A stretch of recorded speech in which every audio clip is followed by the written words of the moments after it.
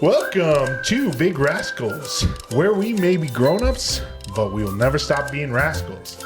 We are a boys' book club, not just for the boys, but all those who enjoy reading, writing, comedy, and entertainment. Our purpose is to have fun discovering new worlds, making friends, and finding a cure for dyslexia. Hallelujah. Yeah. Someday you'll get that down to where you don't have to read it anymore. I don't think I ever will.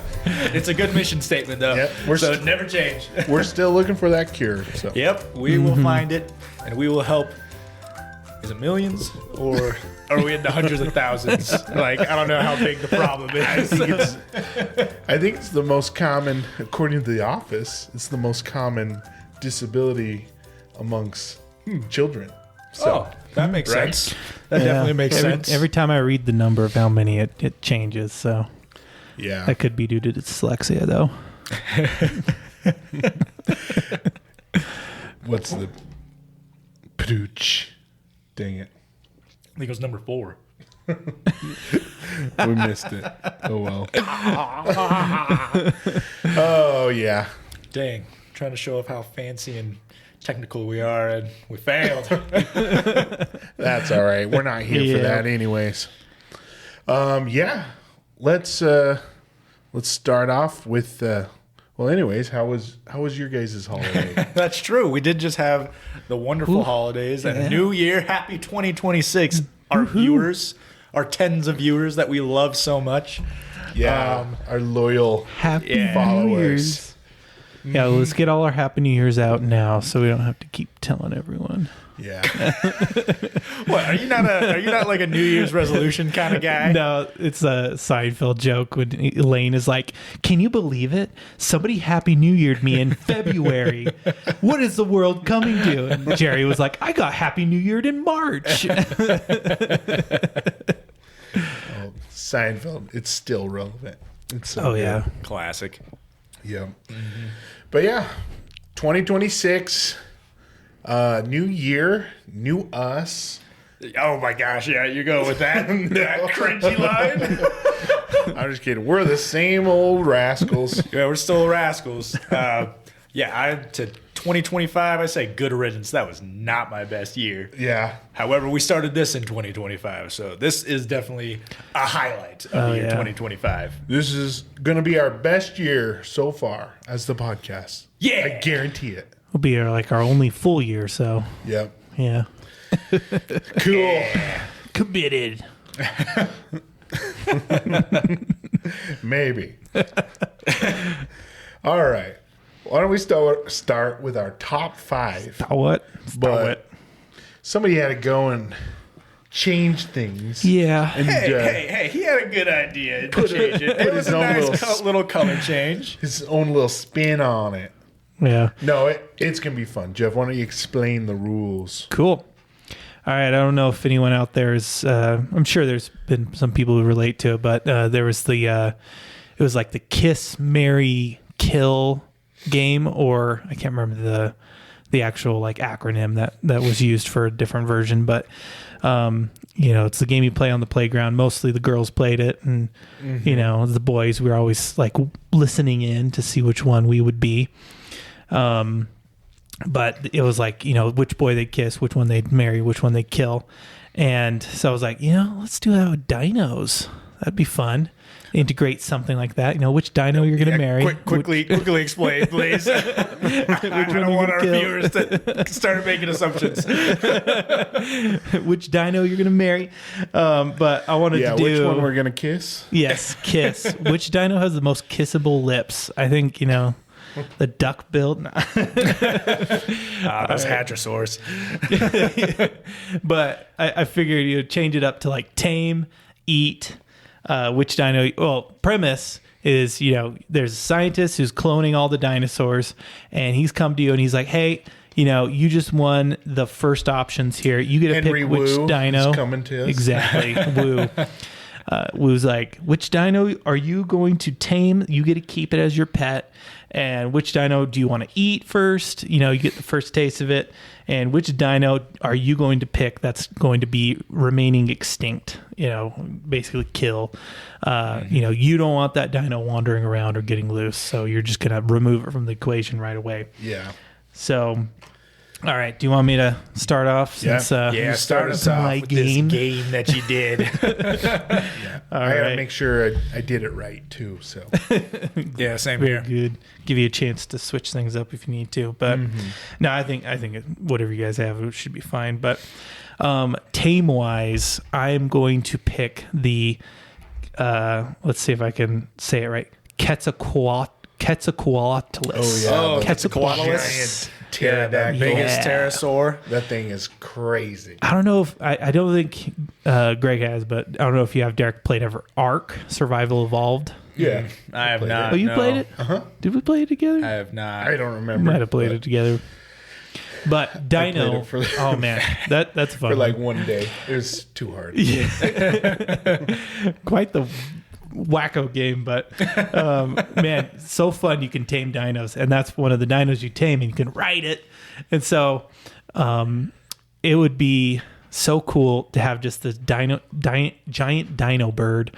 And again, I guess a little disclaimer, we'll probably refer to some animals as dinosaurs that probably aren't dinosaurs. Thank and goodness. I was waiting to interject and be like, actually, that's not really a dinosaur. you nerds out there that will correct us, feel free to correct us in the comments. Please and correct us in the comments. Educate Jeff in the comments. Exactly.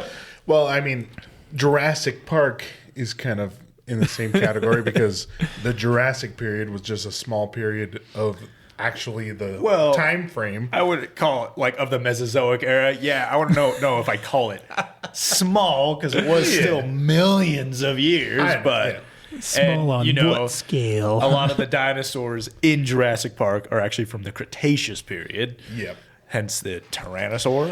Nerd. But, you know, Jurassic is the cooler Cretaceous word. Park doesn't sound cool, but there is the TV show Camp Cretaceous, just for the alliteration. Oh, very nice. Yeah. But anyway, Quetzalcoatlus. Yes, Quetzalcoatlus. Giant that's dino pretty bird. cool. I've dreamed of like getting like my helicopter license or something. But then I don't know all the logistics behind it. But because as an archaeologist, I get out to a lot of remote places, and there are instances where archaeologists have had to like take helicopters to certain places because it is so remote. Like if it's like a super high top area or like a plateau or something. So even then, just being able to have like a fly anywhere bird kind of thing, where hop on the back. I'm there in, whatever amount of time and I explore, then hop on the bird. I'm back home by dinner. That'd be so cool. Yeah. So I'd tame that bird really right think away. That thing could fly. The Quetzalcoatlus? Yeah. Hey, it's the closest thing we've had to proof of dragons. I'm going to believe it. Yeah. I think I'm on the fence. The logistics of it seem to work out according to the scientists, but because I guess the types of bone structure would denote the certain musculature that would allow it to have enough lift. Yeah. Yes. Isn't its head like the size of a car? It's like huge. It's Yeah, massive. I think the whole thing and wingspan is like the size of a small airplane. Mm-hmm. Yeah. But at the same time, scientists have theorized, like before they came to the accepted theory that they flew, that pterosaurs in general flew, they thought the big long limbs, they were like fins for swimming. So for all we know, these could have still been sea monsters, but they have beak-shaped snouts, so that it kind of denotes that maybe they were flyers. And exactly. Going forward, like it's all theory. Yeah. Like that's all we can go off is just skeletons, and it's just theory. But I like to believe that there were giants in the sky as well as in the sea and on the land in the Mesozoic era. Like to know that we were on a planet where leviathans and behemoths and titans of the air once roamed. Well, they did theorize that there was heavier oxygen too. So That is true. Yeah. Oh yeah, be able to not have, or be able to fly higher, not have, and be able to supply oxygen to those need muscles. to have as big of lungs either. Exactly. Cool. Oh yeah, Who you gonna completely eat, different Jeff? world back then. So I would eat. I'm picking the Stego or Stego group, and I would have it served. I kind of picked a cuisine around it. I would have it served kebab style. It's got Bagomizers? it's got its own spikes for kebabs, and it's got its own dinner plates too. So easy cleanup. Yeah. But I figure, some kind of herbivore would probably be better to eat than a carnivore, considering, you look at most animals out there, and the carnivores tend to be a little worse in the flavor realm. Yeah. I mean, bird-wise, True. bird carnivores, they can Little taste good, I'm different. sure, but alligators, I guess, pretty good tasting. So. most birds are No, gator omnivores tastes like anyways. chicken. There's nothing Yeah. special about gator. Yeah, well, I mean, it's not a bad taste to me, is what I Yeah, mean. that's true. Yeah, I guess you're going wrong eating Fried gator can be Yeah. good. Yeah.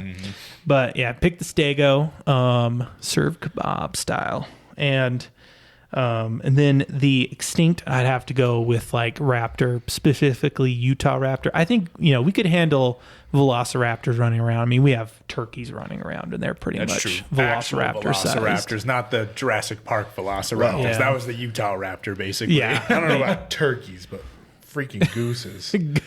Oh, yeah, Those and you know guys how are mean vicious. gooses are, or how swans. geese. Yeah, geese and Swan. Oh my gosh. That's true. They can be fearless. They are They just charge you. They vicious. will hiss. Yeah. They don't care about nothing, dude. Yeah.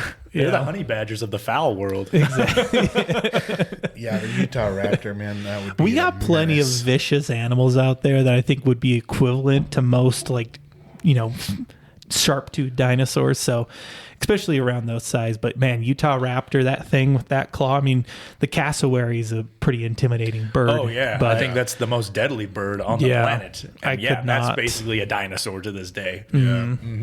so. Utah raptor. Sorry, as much as I love it, I would not want it running around. So No kidding. extinct. Especially if it's nearly or at least as smart as a chimp.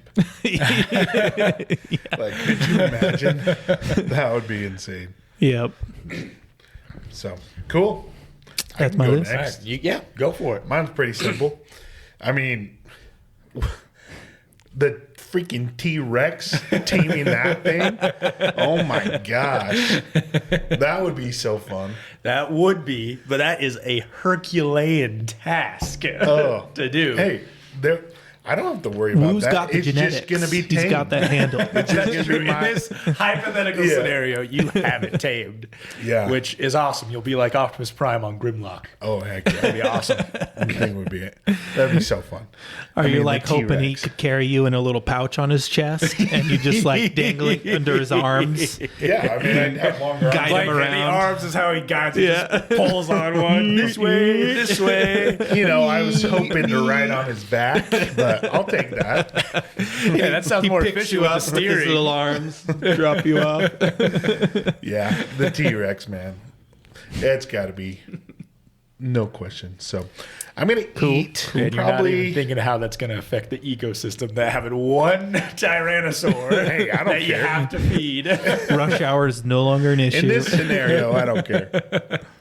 But I'm going to eat. I thought about this one the longest, I think. 'Cause I'm like, Of course he did. dinosaurs. You're going to do I pterosaur mean, they're- wings. they're gonna Pterodactyl be- hot wings, huh? Oh, dude, maybe. That's a line from Rhinox, your favorite Beast Wars character. Oh, that's awesome. But I actually thought of like aquatic because I'm like, I bet dinosaurs really didn't taste that good. Once 'Cause then again, maybe you they're- guys are going into the non-dinosaur prehistoric reptiles here. Yeah, Guys, yeah.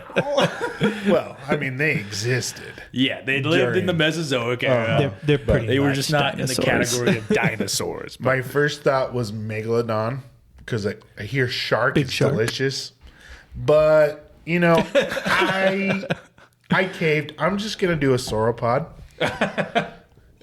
Them long necks. I feel like the neck is like a delicacy. So which Be like sauropod? a really big turkey I neck. don't know. No, actually, I have it right here.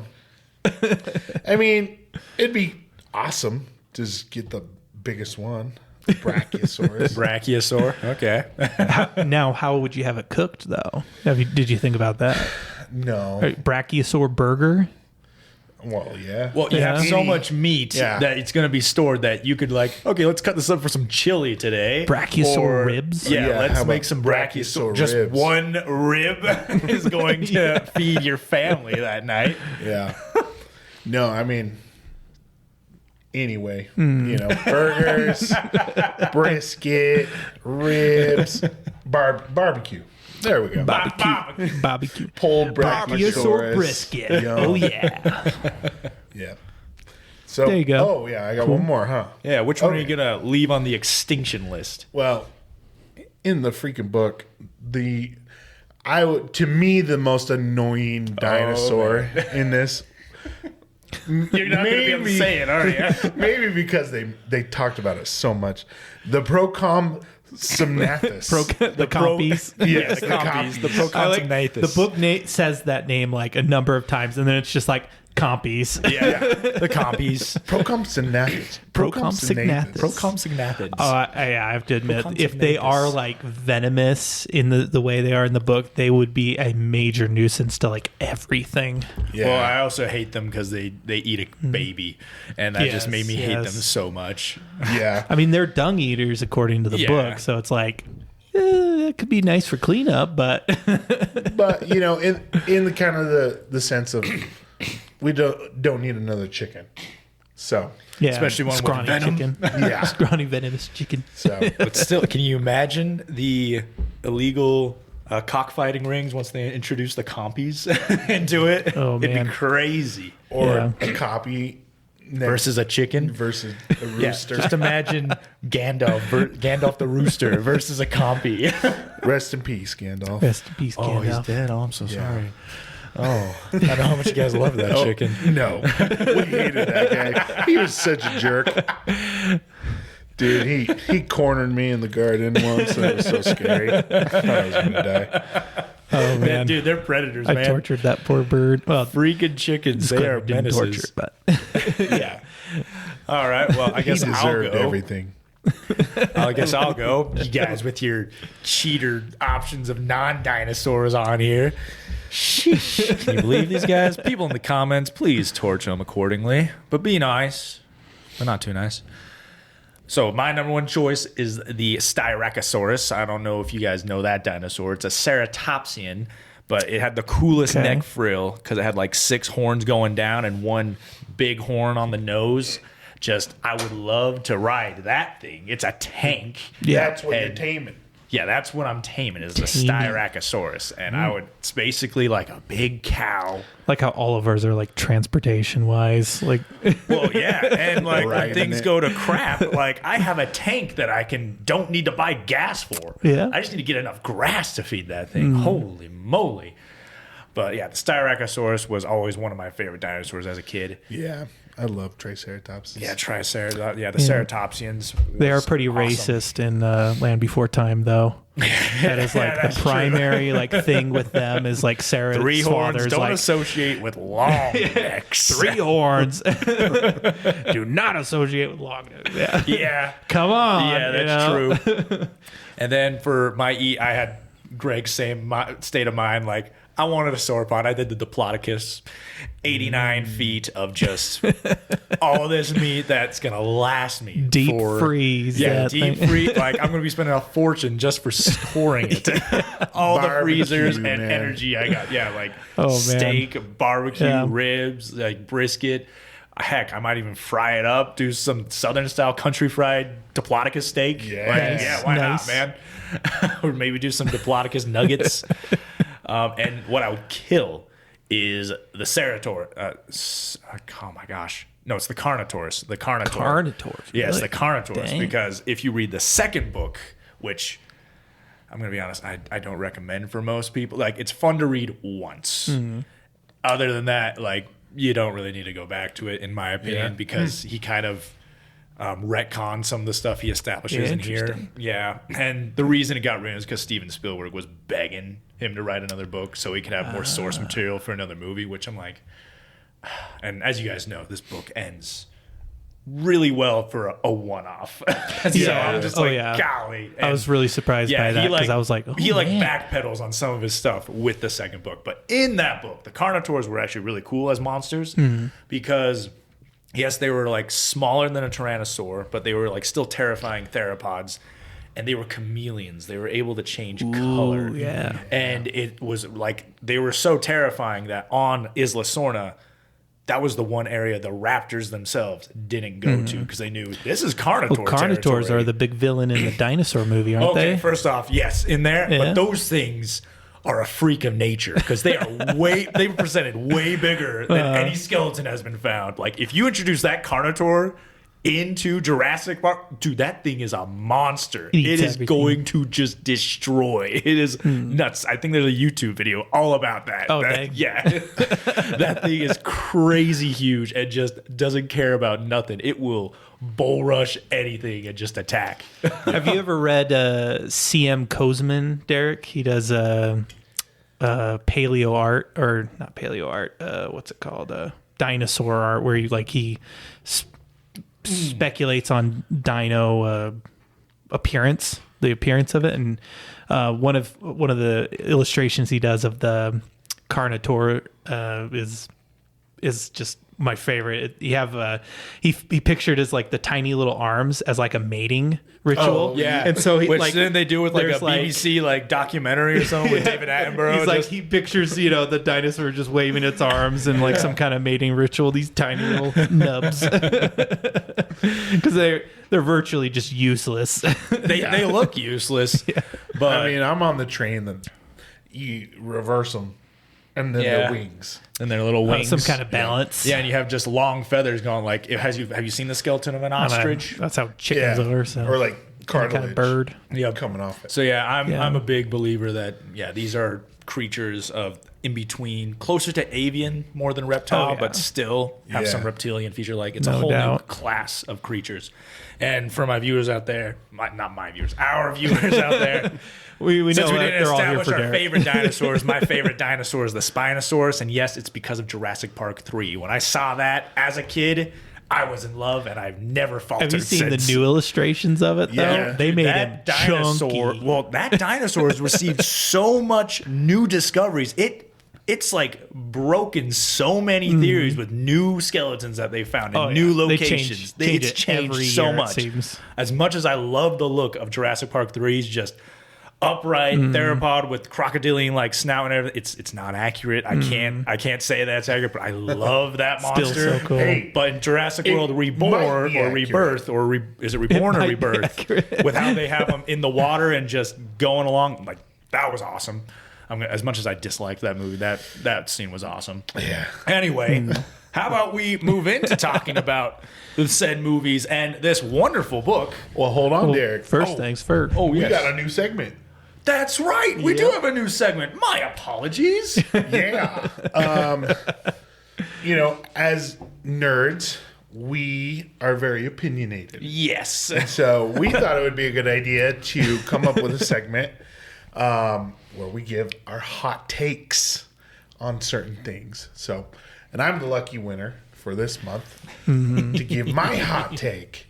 On just something. Yeah, you guys might agree or disagree, but let me know.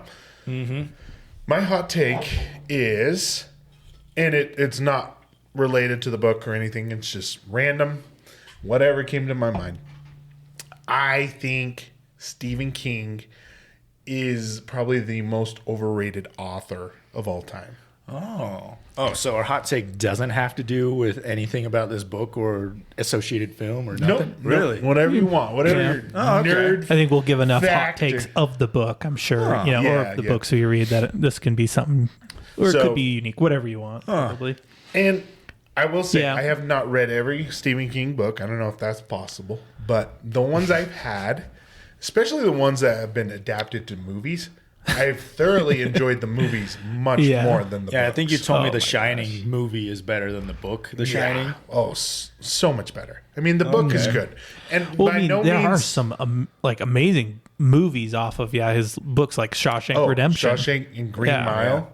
But I read the Green Mile. The movie's way better. Yeah. But by no means am I saying Stephen King is a bad author.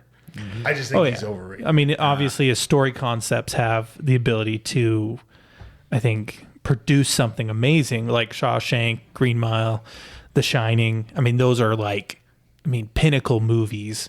But I totally agree with you. I think, if it's not to say anything, his constant orgy scenes and language in his books is just absurd. It's just, this guy, it's funny reading his book about writing because he will contradict himself in his own writing constantly. It's just like, oh my gosh, why don't you read your own book? No, it's like it specifically with the kids. I'm just like, kids in history ever were that vulgar.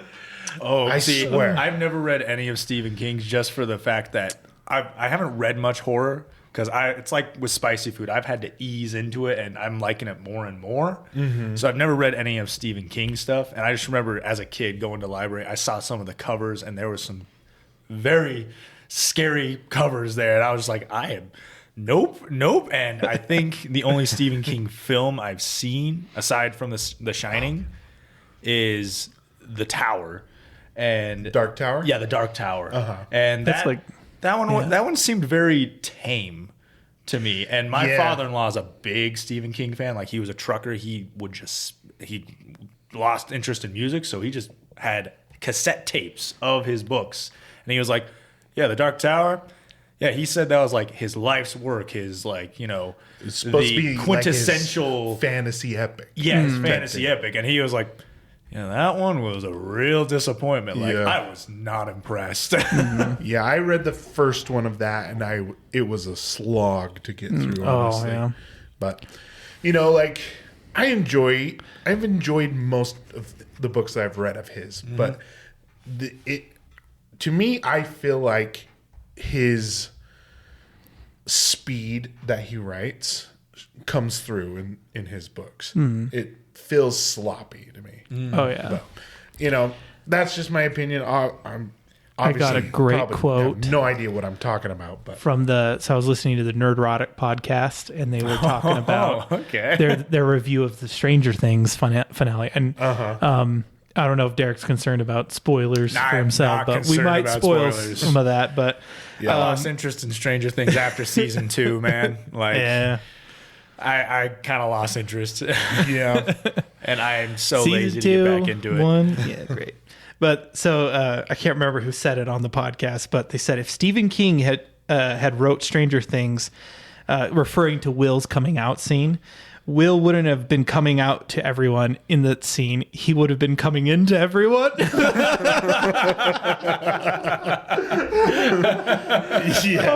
I was like, oh my gosh. So Stephen King's really about orgies, huh? And he's writing about kids. Yeah, how old are the kids? It's I believe they're dumb enough to be lured 10, into 12? a sewer by a clown. It's pretty disturbing. I don't remember exactly what he wrote about, but you use Orson Scott Card in Ender's Game. He's writing about kids. Yeah, I never felt creeped out. Even the locker room moments. Yeah, when they're drawing genitalia and animating it and stuff. Yeah, like that. My thought was when I was 12, that happened in the locker room all the time. That's boys being boys, but it was kept there. Yeah. Yes, I feel like Stephen King kind of goes over the line. To where he's coming across. Does it for shock or some kind of narrative building thing, but even then, it's not necessary. Not at all. Yeah, I feel like The Stand is a great example of something that could have been great, because that was one of his huge projects that I remember him in his writing book talking about how he wrote most of it, but he couldn't figure out how to end it. And it took him years to finally decide on an ending. And then finally, he picked an ending and he's like, oh, it's great. It's one of my greatest books ever. And I read it and it's an amazing story, about a pandemic and everything. And the whole story up until the end part. And then it just falls on its face and it's just horrible at the ending. And you're just like, really? You picked that? So I think there's definitely people out there who like him, but all honesty, yeah, he's kind of overrated. Yeah. Yeah, that's what I think. Yeah, I haven't read any of his stuff yet. Like, that's something I was planning to get to. Like, maybe since it takes place in my mission, and like I've been to Stephen King's house. He was in my mission as well. He's got a cool house. Yeah. He won't answer his door to missionaries, that's for sure. But yeah, he's got a really cool gate, and like he's got like a lot of good metal work on it, like spider webs on it. Like got like a 3-headed dragon on one. It's some great blacksmithery there. Cool. Yeah, really cool. Well, maybe it might be good if I kind of lower your expectations. Yeah, but he's definitely worth checking out. You know, by no means is he a bad author. I think he's just overrated.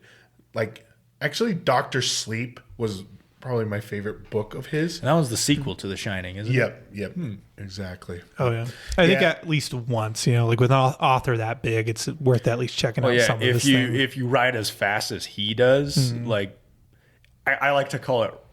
Well, yeah, I guess I do call it that pretty often. Like what the Hollywood writers are doing when they're just writing so many scenes with so many jokes, and they're not worried if any of them are going to land. It's like, I call it rapid fire stupidity. It's like, don't dwell on that. Just fire another one. You're bound to hit your target if you just keep firing. Yes, like that's a perfect description. But I don't want to sound like I'm nowadays. knocking Stephen King, because like he has made, like you said, a lot of pillars to the genre of horror for a lot of other aspiring authors and stuff. So I can't knock him because he's earned his fame. But at the same time, with how many he has, I guess the percentages is going to be like, well, not everything can win. So you're going to suck sometimes, especially if you just rush through it. Yeah. I really think he somehow, the way he writes, makes it easy to adapt his books to movies. For sure. You think he plans it I that can way see now? that. No, Now that so many I think films it's have been just he's. I wouldn't say lucky, but it's just kind of coincidence. made? Okay. Yeah. So, but anyways, that's enough of my hot take. Tell us what you think. Am I absolutely stupid for thinking Stephen King is overrated? let me know. But, Yeah, please throw in the comments. Torch him. But be nice. yeah. Burn him alive, but nicely. Oh, you handsome guy. Pour some gasoline on that fire. Yeah. Hey, I'm all about I love mature debate. I love an argument when both sides can breathe. Yeah. The internet is not that place, obviously, but our comment section can be a pocket of resistance. Please, viewers, please. Yeah. Yeah. Oh yeah, good discussion. It's that's what we're here for. All right. Jurassic Park. Yes, Jurassic Park. For those of you who don't know who are listening, Jurassic Park is an amazing work of fiction where the author, basically kind of like we learned in our last episode, is kind of a supposal, saying, suppose we were able to have dinosaurs alive and we were able to have them in a theme park. What would happen? Is it a good thing or is it a bad thing? It's a great book that explores the powers of science and what could be on the horizon, and if it's good or bad. And like I just mentioned, I love a good argument, and this book argues both sides very well about control, having deep themes of man playing God and can science go too far? If you can do, should you? Kind of thing. And there's some smaller character arcs in there that I hope you guys have noticed, because the plot arc is the big seller for me in this book. Like the characters, I feel take second in this book, whereas that's usually what I'm there for in a story is the characters. But the narrative itself, the whole plot arc of this book, this is where I feel like it takes center stage, and it is a masterclass of a plot, a very compelling narrative plot. Yeah. I like that. But I guess I want to ask first impressions, since was this your first time reading it, Jeff, and this was your second time, Greg? Yep. This is my third time reading, so I can somewhat remember my first impressions of the book. What were your guys' first impressions? Because we've all seen the wonderful film that is Lightning in a Bottle, one of the most closest to perfect films that we have to this day. I don't know if you guys share that same sentiment, but like Jurassic Park is what I feel like. It's like The Sandlot. It's a perfect movie. Like, yeah, they left some cool stuff out, but with what they had, I feel like they did great. Yeah. Yeah. No, They that definitely did great. that movie is beloved to me for sure. But I would say the first time I read it, I wouldn't say I was disappointed. I think I had high expectations, and they might have not been met. But reading through it the second time was much more enjoyable for me. But then I actually read it twice Oh, okay. in preparation. Great. And the third time, maybe just back to back was What you needed? not the best idea. Oh, not the best. Yeah, because the third time was a bit of a Interesting. slog to get through it. But no, You had that audiobook on like 2.5 speed. yeah, but it was going fast for sure. But no, it's great. I loved it. Dang. Okay.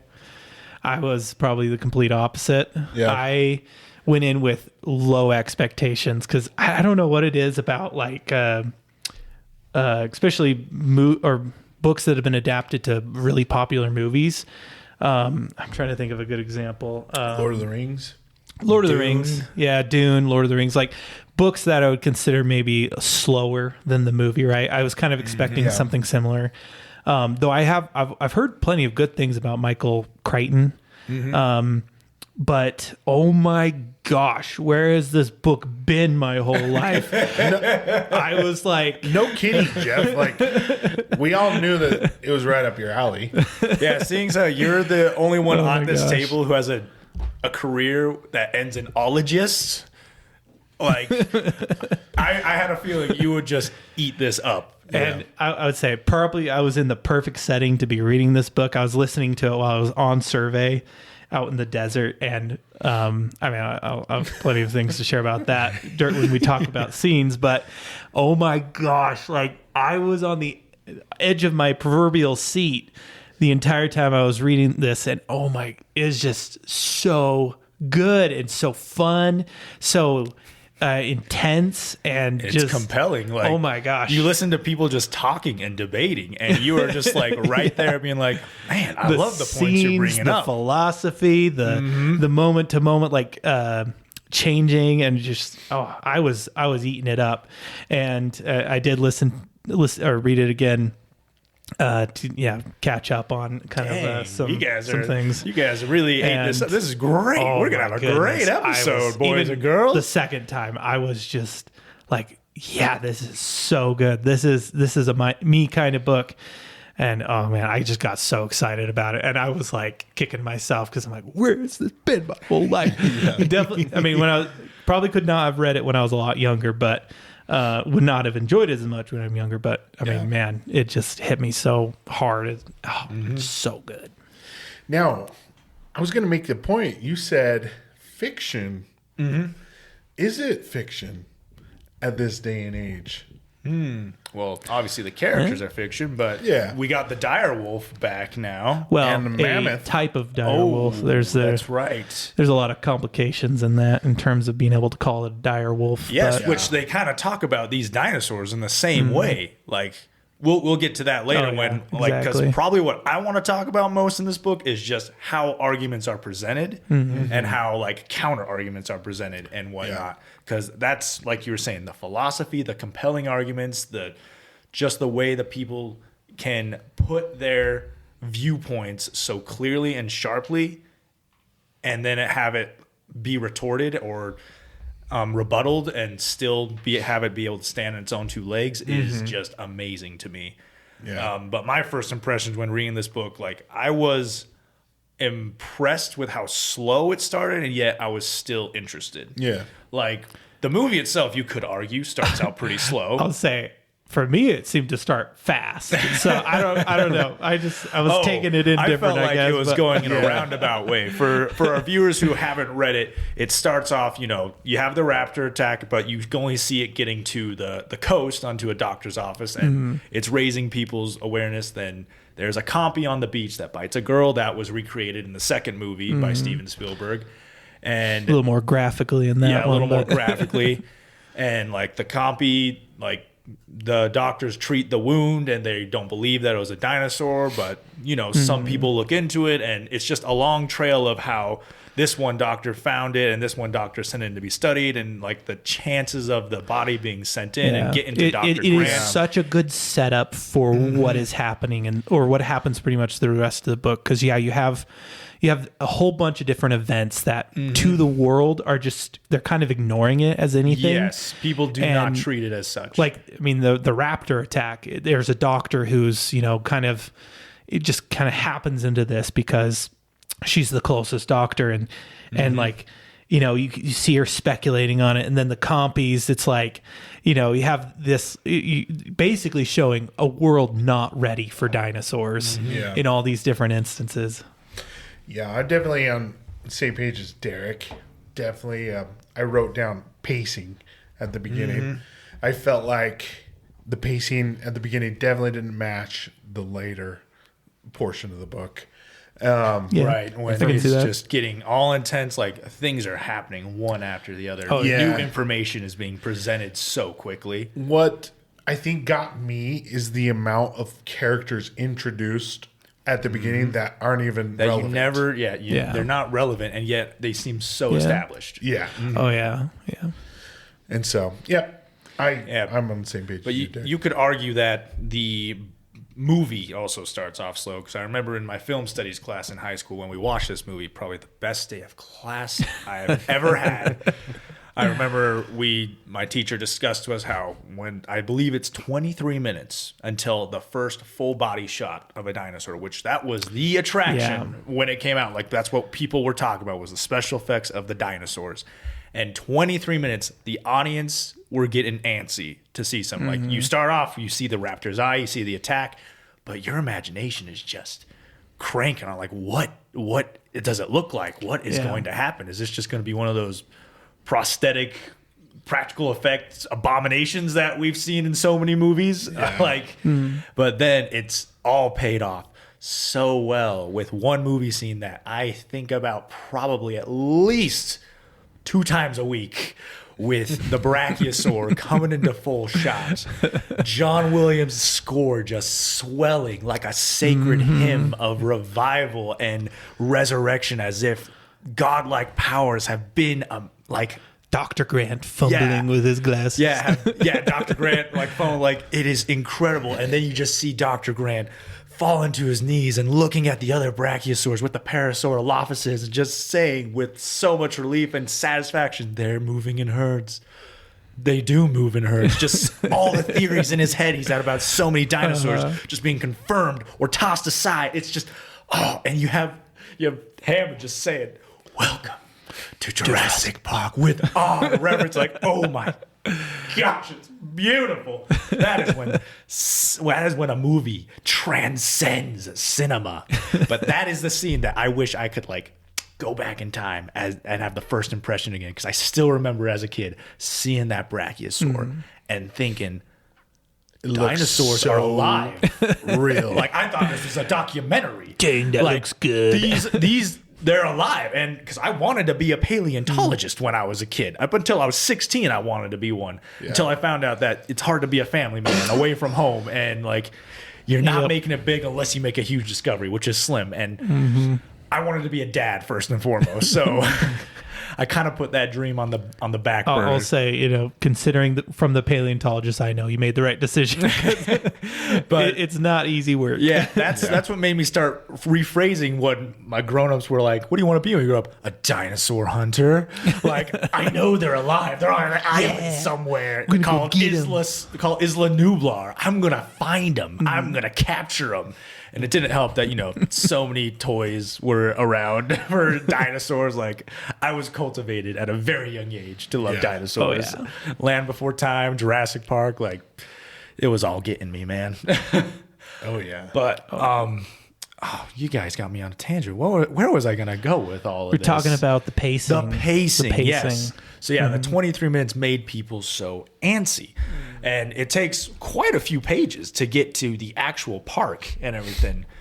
Up until, and as soon as they land, they see Apatosaurus just right then and there. And This might be one of my. I feel like it wasn't treated with as much reverence as maybe it's because I don't have John Williams' score just playing as that's going. That is one thing I feel like with audiobooks, I've seen it in some where they've been able to integrate music to kind of help build some of that crescendo, but I'd also, I think, kind of depends on your ability to build that moment in your mind. For me, it did feel just as big, and given I probably was like picturing the movie, but oh man, and it helped. I was probably outside in like the wilderness as this was happening.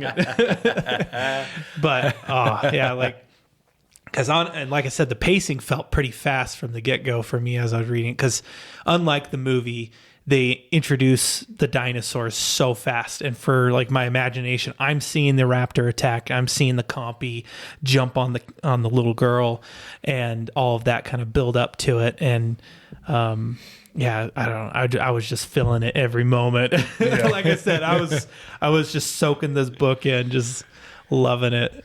Yeah, there's something to like viewing a movie and then reading the book after that kind of just messes with you a little. Yeah, it really no does. doubt. Which to this day, I can't tell you how he describes Ian Malcolm, because I still picture Jeff Goldblum. Which I think, if I remember vaguely, doesn't he say he's like a balding man? In the book, and like pictured Steve They Jobs. act like rock stars. they act like rock stars, which Jeff Goldblum did a great job on that part. But yeah, definitely not a balding guy. For sure. Yeah. Yeah, and I was able to actually imagine Dr. Grant being younger than in the movie. I always felt like he was pretty old in the movie. Yeah. But same with Sattler. Yeah. I picture her a lot younger in the book than she's she only appeared in the 24 years movie. old in the book, and to all the men, she's just a babe. How many times he talks about her legs? I'm just like, that's the slower part. I was like, let's get to the dinosaurs. Well, I think it's funny how, like when she first introduced herself to, I think it's Gennaro, and Grant's like, lawyer, I don't like this guy. And then he like meets Dr. Sattler, Ellie, and he's like, you're a woman. And then like Grant just immediately goes, she doesn't like him either. Like all satisfied, like, yeah, she doesn't like him either. Yeah. I will say it's so funny because the two descriptions I feel like Michael does in the book the most is Gennaro and Sattler. Like, he talks about her legs a whole bunch, and then when he talks about Gennaro, he is vastly different than the movie Gennaro. He talks about Gennaro being muscular, like built, like a handsome guy, and you're just like, dang, he's not this weenie that's like in the movie. completely different. Oh yeah. But that's so funny.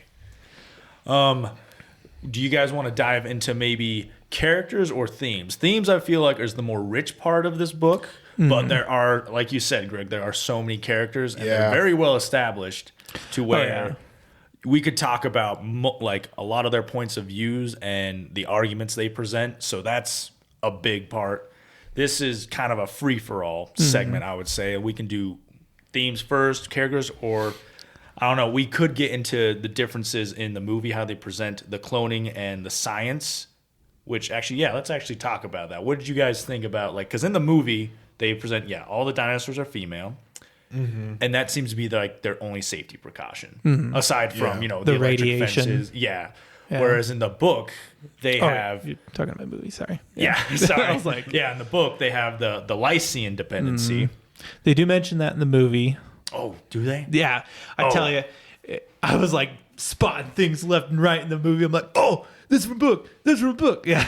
Nice. Okay.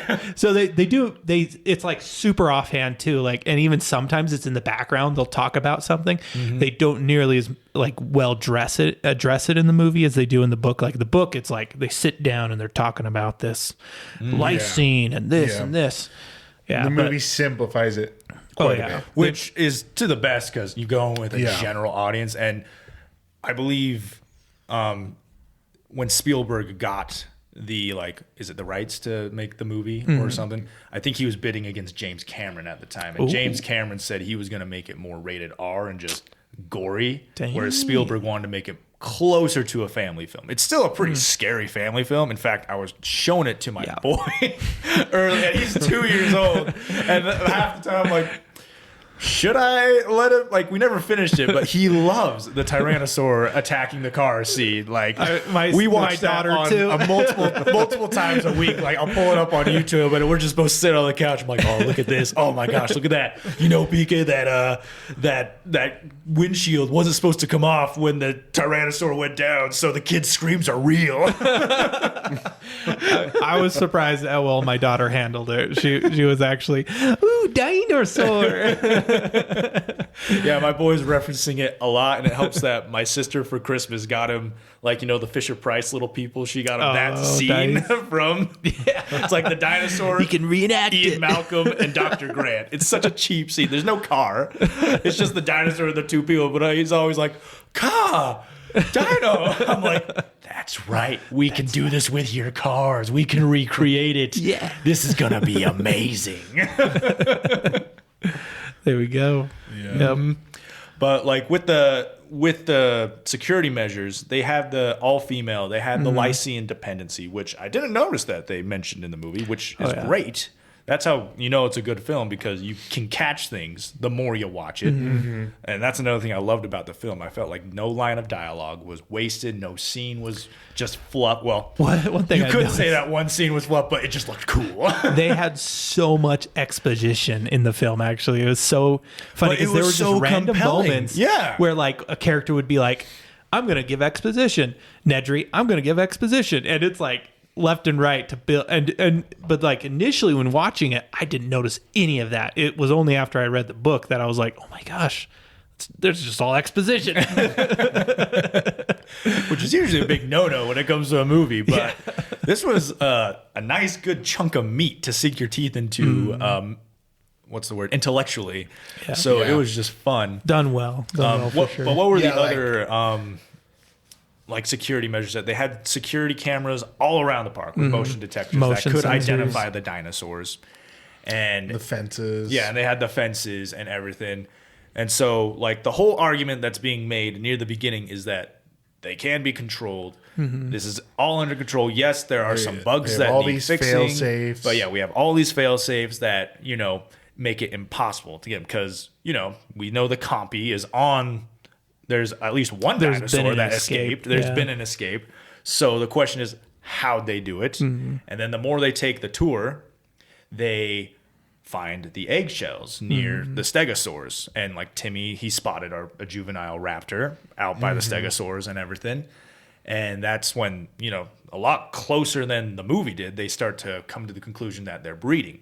And this is probably one of my favorite parts, with Ian Malcolm talking through the radio, and he's so smug the way he, like, you The can't entire blame time. Hammond for hating him, but yeah, he's so cocky with his knowledge, but it doesn't help that he's right a lot The of the whole time. he's like, I told you so. Yeah, I told I you predicted so. this. Yeah, I predicted My this. thing predicted Of this. course. Chaos theory. And It's all because chaos Philosophy, chaos theory. I predicted this. yeah, I predicted this. And like, it's brilliantly brought up. Like, they see the eggshell, and Grant's the one to identify, like, and to insist This is that a it's a dinosaur raptor egg. Yeah, because what was he doing at the beginning of the book? He was excavating a dig site of a baby raptor and possibly a nest site. Whole So bunch he's of the one nests, insisting, yeah. this is an egg, most likely a raptor egg. I've dug up a bunch of these. And they're saying, well, this is impossible because their security cameras, they say they can track the animals any moment. Oh yeah, they And can this get is a why- number of animals, and then it And this is why I tracks recommend the them book for constantly. your first time, because it shows like what they see on the computer screens and everything. Yeah. Like, this is the chapter where they're talking about it, and Arnold brings up the list, and he's like, there we go, 238 species, and, you know, it has the hadrosaurs, there's 11, and there's 11 found, and, you know, you got the microceratopses, we have they 22 talk about how expected and 22 the found. computer system has imaging to match to each dinosaur, so it's able to even like keep track of each specific dinosaur. So they know how many Yes. compies, they know how many raptors, they know how many hadrosaurs and whatnot. Yep. And so then Ian Malcolm does the thing that, you know, You guys overlook this. I love so how much. it's something so simple. That is exactly what would get overlooked. Exactly. Yeah. It is something. It's something that human... See, that's what I love about this book. The people actually act like people. They actually act like regular human Real beings. mistakes. And, Ian or Dr. Malcolm, he's the one that decides, oh, okay, let's turn this up on its head. Let's approach this backwards. Why don't you try, like, you're always expecting 238 species or 238 animals. Try looking up 239. And what do you know? 239 is found. And they see that there's like one extra. There's an extra dinosaur. Yeah. And They he's were, like, they were do so it more. worried about dinosaurs escaping, they weren't thinking about breeding. Yep. And so when they do, like, look up 300 and, like, the number keeps going up. See, this is where I think having the book was just so, because I nearly pooped my pants when I saw this. Like, you see, I was reading along with the ebook, like you guys said. There's the charts and everything. Yeah, like this, when they find out there's 292 species on the island, or 292 animals, and you can see the differences of what's expected and how much there is. Like, obviously, the tyrannosaurs, there's still 2. Like, the myosaurs, there's just 1 more. And, the compies, they're supposed to be 49, but they're 65. So you're like, oh, wow, that's a big jump. And then you get down to the Velociraptors, and you're like, oh, there's expected 8. 37. There's 37 raptors. And I'm like, way more than the movie. these guys are dead. They're all gonna die. Oh my gosh. The stakes have never been higher, and that's probably why they lifted a cow in the movie, because that's when the stakes are the highest. A little joke there.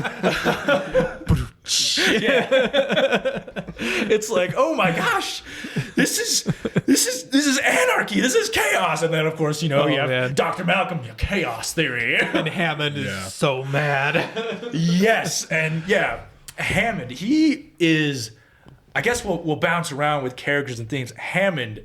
I would love to talk about him. Would you say he's the main antagonist of this book?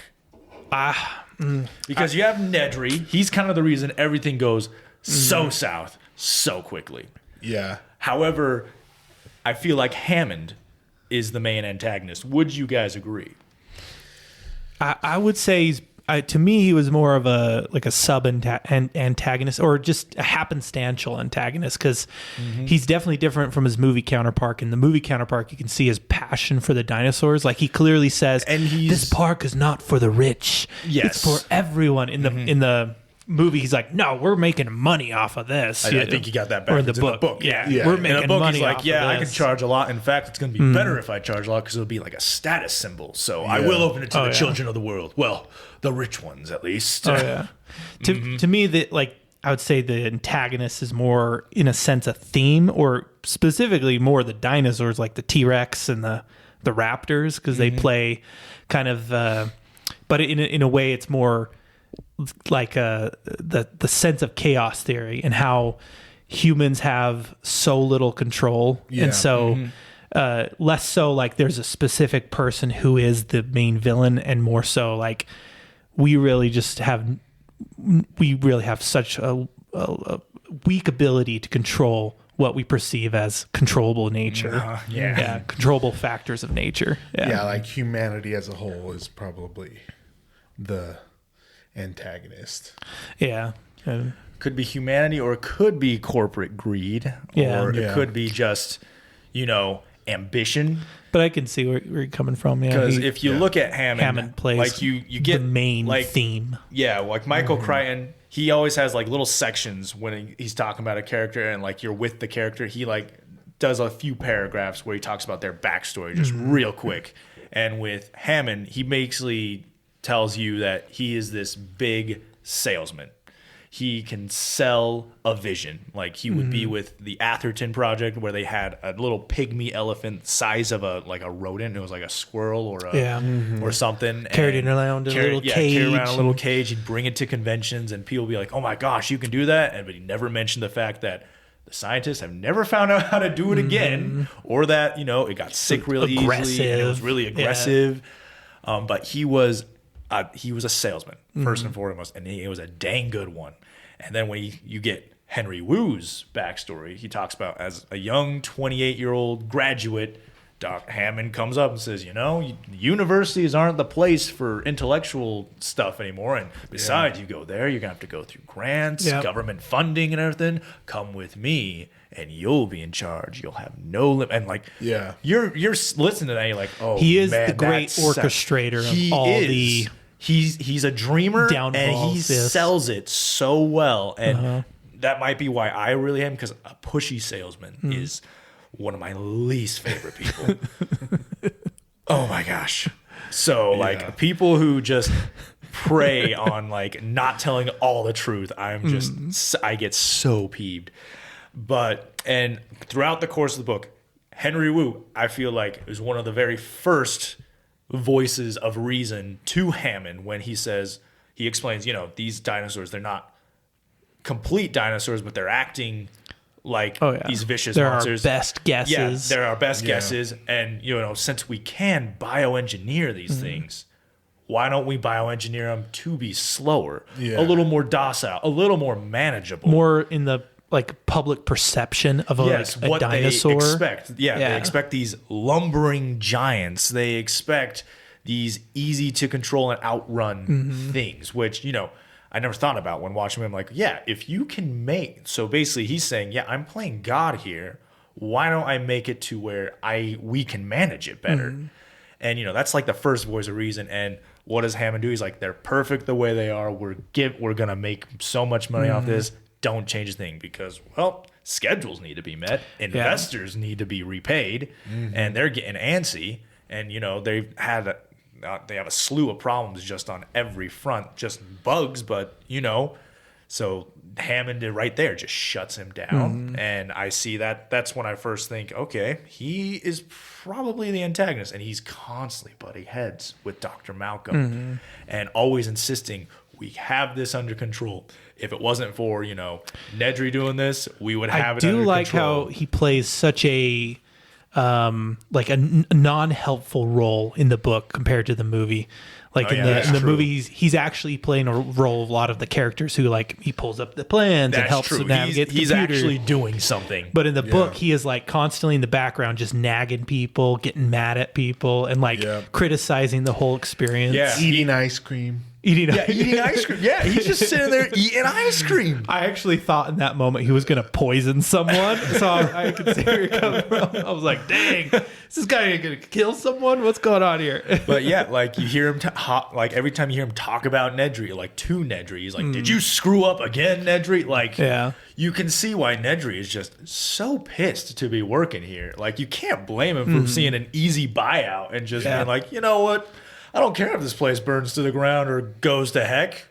I'm going to be making $1.5 million off of this and be gone. I mean, Nedry, we got to talk about him too. Let's talk about Nedry because Wayne Knight, I can't play it so good. Well, I got to say he elevated him. In the movie. That's probably my favorite character in the movie. Now that I rewatch it, Nedry is, huh? He is so good. Just when he meets with Dodson. We got Dodson here. Dodson, we got Dodson here. See, nobody cares. Doesn't it amaze you when he puts the shaving cream in his hand and wipes it on the pie? Doesn't it amaze you when he wipes it off, it looks like picture perfect.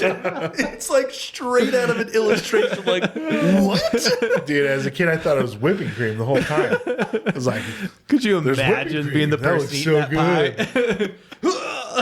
Oh yeah, dude, such a perfect casting for a character.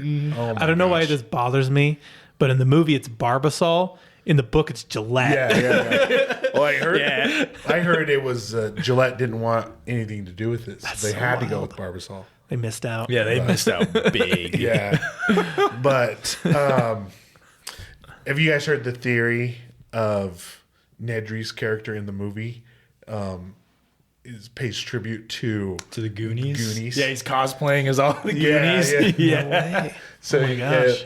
In the first scene, he's wearing the Hawaiian shirt like Chunk, and then the next scene, he's wearing the gray coat like Mouth, and then the last scene, he's wearing the yellow coat like Mikey. So cool.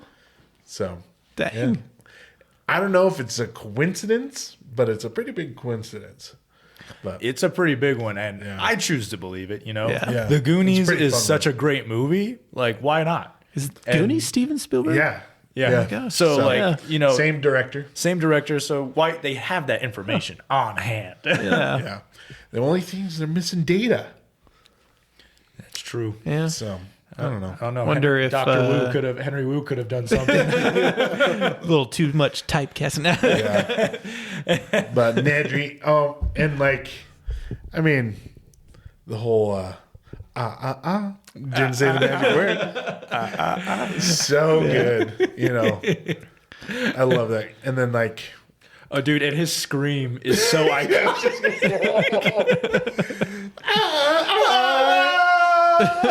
It makes Can't the even do scene, it. man. it's so good. It just elevates the scene so well. The Dilophosaurus attacking him. Yeah. It spits on him in the eyes and the lightning flashing. Well, I remember we talked about this when I first read it, about when, you know, how he was killed in the book and how much more brutal it was than in the It movie. is so Yes. gruesome. Talk about rated R. It But- could easily be a rated R movie. I wanted to talk about how would you rather go out? The way Nedry went out, or is it Ed Regis? Ed Regis, yeah. Which Ed they Regis. pretty much combine Regis and Gennaro. Yes. in the movie. So, Yeah. Ed Regis, he was for our viewers, he was the publicist. But for the time that the park is happening, Tour guide. yeah, he becomes tour guide, and Hammond basically makes him this babysitter of his grandkids. Yeah. Which also, real stupid move of Hammond, just bringing his grandkids. And I see it as this is him just being so confident that they Yeah. control the park. Yeah. That, like, there's a purpose to it in the writing, and he's just so confident, you know. But, like, Ed Regis is the one in place of Gennaro that is in the car with the kids and gets eaten by the Tyrannosaur. And it's a lot more... He gets eaten by the juvenile. Yeah, the juvenile Oh, yeah. Tyrannosaurus. Yeah. Yeah, because there's two in the book. But There's a doesn't juvenile. just get eaten. and- It just plays He with gets him. played with. Yeah. I swear, there's that. That would be my pick for the worst way to go. Even worse than Nedry, Oh, because really? getting played with by an animal, it's like a bear. Like a grizzly bear would Oh, yeah. start eating you alive. You hear about like the bear But, like- attacks and like kids' tents, and you're just Yeah. like, or you I hear get about the tiger. orcas with the seals. Like they are flipping those things up and Yeah. bloody them. Like it's like playing with someone who just does not know their own strength, Yeah, and they yeah. just don't care. Exactly. Although, dude, this third time when I read that part, when it's like he's playing with him, I was imagining the Tyrannosaurus moving as the bones do in the night at museum, just all like, like pushing him down and just be like, "Come on, It's come like a on, dog. move again." Yeah. And I was Just as chuckling happy to as can myself. be. Yeah. Ooh, this is fun. Get up, Which again. is, I mean, perfect. Like that's one thing I love about the book is it very much personalizes the dinosaurs. In the movie, I feel like they are more of an almost beast creature like, and in the book it very much makes the dinosaurs to me feel so much more real and like they actually have characters to them, because you have the Yeah. juvenile dinosaur. Like moment I love with it is when the big T-Rex is in the water and it's going after the boat, the raft, and then the juvenile's on the bank by the dead hadrosaur, and it's just roaring And he like, roars, "Yeah, like, this is my mine. food for me." And then the big T-Rex is like, "Hey, Oh, get away from no, me!" yeah. It goes chasing after him. It's just like, yes. But yeah, like I was saying, like being killed by an animal that would play with you in a sense, versus like a tiger or cats. It's gonna just maul you they and would kill you you quick. first and then eat you. Is it the Dilophosaurus? Is that what it's called? The Yeah, thing? the Dilophosaur. Yeah. Talks about how, yeah, he first blinds Nedry. Nedry starts to go numb, gets his gut spilled, and then guts him. Yeah, and he's talks about its holding head, his intestines. or it starts to wrap its Yeah. jaws around his head. It clamps Bites his his jaws head. around his head. I mean, graphic and intimidating, but you're right. Like That's being quicker. played with. Oh, I mean, not. as horrible as that would be, at least it's quicker. Yeah. Than being played with by a juvenile T-Rex. Oh my gosh. oh yeah. oh man. Oh yeah, poor guy. Poor Ed Regis, and he was just so ashamed for abandoning those kids. He was trying to go back and do the right thing. I mean, partially because it talks about how he was trying to think of excuses for running away. So, I mean, obviously ashamed, but also like, how can I defend myself in this, shameful moment? Which is kind of a human thing, but, it's a despicable human. It's like this, Cowardly, something terrible despicable. that humanity has and everything. But granted, honestly, I don't know how I would react. I'd be like, every man for himself. No, the moment kidding. when the kids are like, he ran away. It's like, come on, man. Be a man. Yeah, be a man. Come on, step up. But I guess since we mentioned the Tyrannosaur, in the book, the way Grant has no idea that its vision is based on movement. Like that's one of my only gripes with the movie is that like He just knows. how are you gonna know that from bones? Yeah. How can you find that out? Like how do you know that? He learns it. Is that established because of the frog DNA? Because they mention how the frogs. Yes. The amphibian. Or Yeah, is that's that part like of the amphibian what we DNA because speculate? frogs will only see what can move and Okay. stuff, and it makes sense to me, like because the Tyrannosaur it senses he's there, like so its sense of smell is still working, but it couldn't see it. Like it's like it's smelling a chicken wing right in front of it. It's like where the heck is it? Yeah. Like what the heck? And it's roaring because it knows whatever runs from me is prey. Like whatever runs, I can eat because I'm an apex predator, and I just love how Grant discovers it, and it's just so satisfying when our characters who are top notch of their class, doctors and everything, they're still humble enough to know they don't know things, and they're still able to just learn on their feet, and that's probably why. Like you're an archaeologist. Would you say it's pretty accurate how like all these scientists are talking where like they will admit, I don't know, or we're not sure, but this is what we do know, and kind of like they seem to come off but fairly humble to me. I feel like Dr. Wu comes off a little more annoyed because he keeps getting questioned, and Hammond he's not a doctor. He's not a scientist. But, Grant and Malcolm and Sattler and Muldoon and like even Arnold, who is like a specialist in his own field, they all seem to know like, things are not perfect, but we have all this control because of this. I can still make a counter argument based on what I know because of this kind of thing. Like, would you say that's pretty accurate in your field, Jeff? It is very circumstantial. This is a discussion we've had, me and Greg have had, but a huge problem with the ology fields is people have invested, and I think the basis of it, people invested their whole lives to like a subject and a study. And so what usually happens, and this has been a huge problem in archaeology, is as soon as something comes along that could contradict somebody's study, there's so much pride invested in it that person, whatever mainstream archaeologist, they will go to lengths to cry and like shut down the opposing studies. Yeah. And I would say paleontology probably has a little different, maybe there's a little more humility in that because there is you only have so many much clues. unknown. Yeah. But I'm sure there is some that bleeds in there. I mean, you do get some that are more humble and are willing to take like kind of opposing views. But nobody likes to be told that they're wrong. Oh yeah. For sure. Especially after, So I spending get that. 20, 30 years in a study of something. But it's amazing the lengths that some scientists go to hold on to their theories. I tell you, it's funny. I can't stand talking to most archaeologists. And I am one. And it is so hard because, you can't even have a conversation about anything that could go against the mainstream with them. And they will just be like, and just make a huge deal about it and becomes so much bigger than it needs to be. And, a good example is Graham Hancock, if you've ever heard of him. Yeah. But he's just been throwing whole bunch of pebbles in the archaeological, which he's caused a lot of problems, and he's done some of the things he's done haven't been so ethical, but even then it's like he is one of the examples of like how just that I guess pride can take over and kind of ruin what could be an actual productive discussion moment. I think Grant is kind of unique in that he seems, like you said, have more of that humility, and especially in that moment, like given an opportunity to see what you are studying in person and an actual visualization of it would make a huge difference. And I think even then, like Grant kind of recognizes that these are the dinosaurs they made, right? So they are, for the most part, still, the dinosaurs he's studying, but also altered by humans and other DNA. Yeah. Which I guess kind of shows Grant's character. Like he's seeing, okay, my career is changing right before my eyes, and he's learning as he's going. Like he seems to always be thirsting for knowledge because he's like, I want to see how you get the DNA.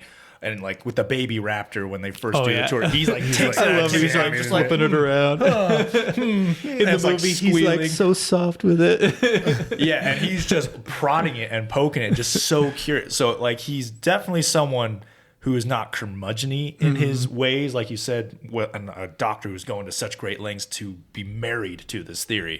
He's someone who's just like fluid in his knowledge and knowing that this can change any moment, which is the thirst. Yeah, he has the thirst, so he's constantly doing that. Well, what I think is interesting is Grant in the book is an outlier in his community.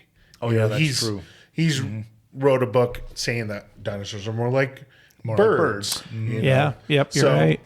I can see why that's definitely within his character. Which at that time would have been a more controversial view, considering the mainstream view of dinosaurs. Yeah, it was slow, stupid reptiles.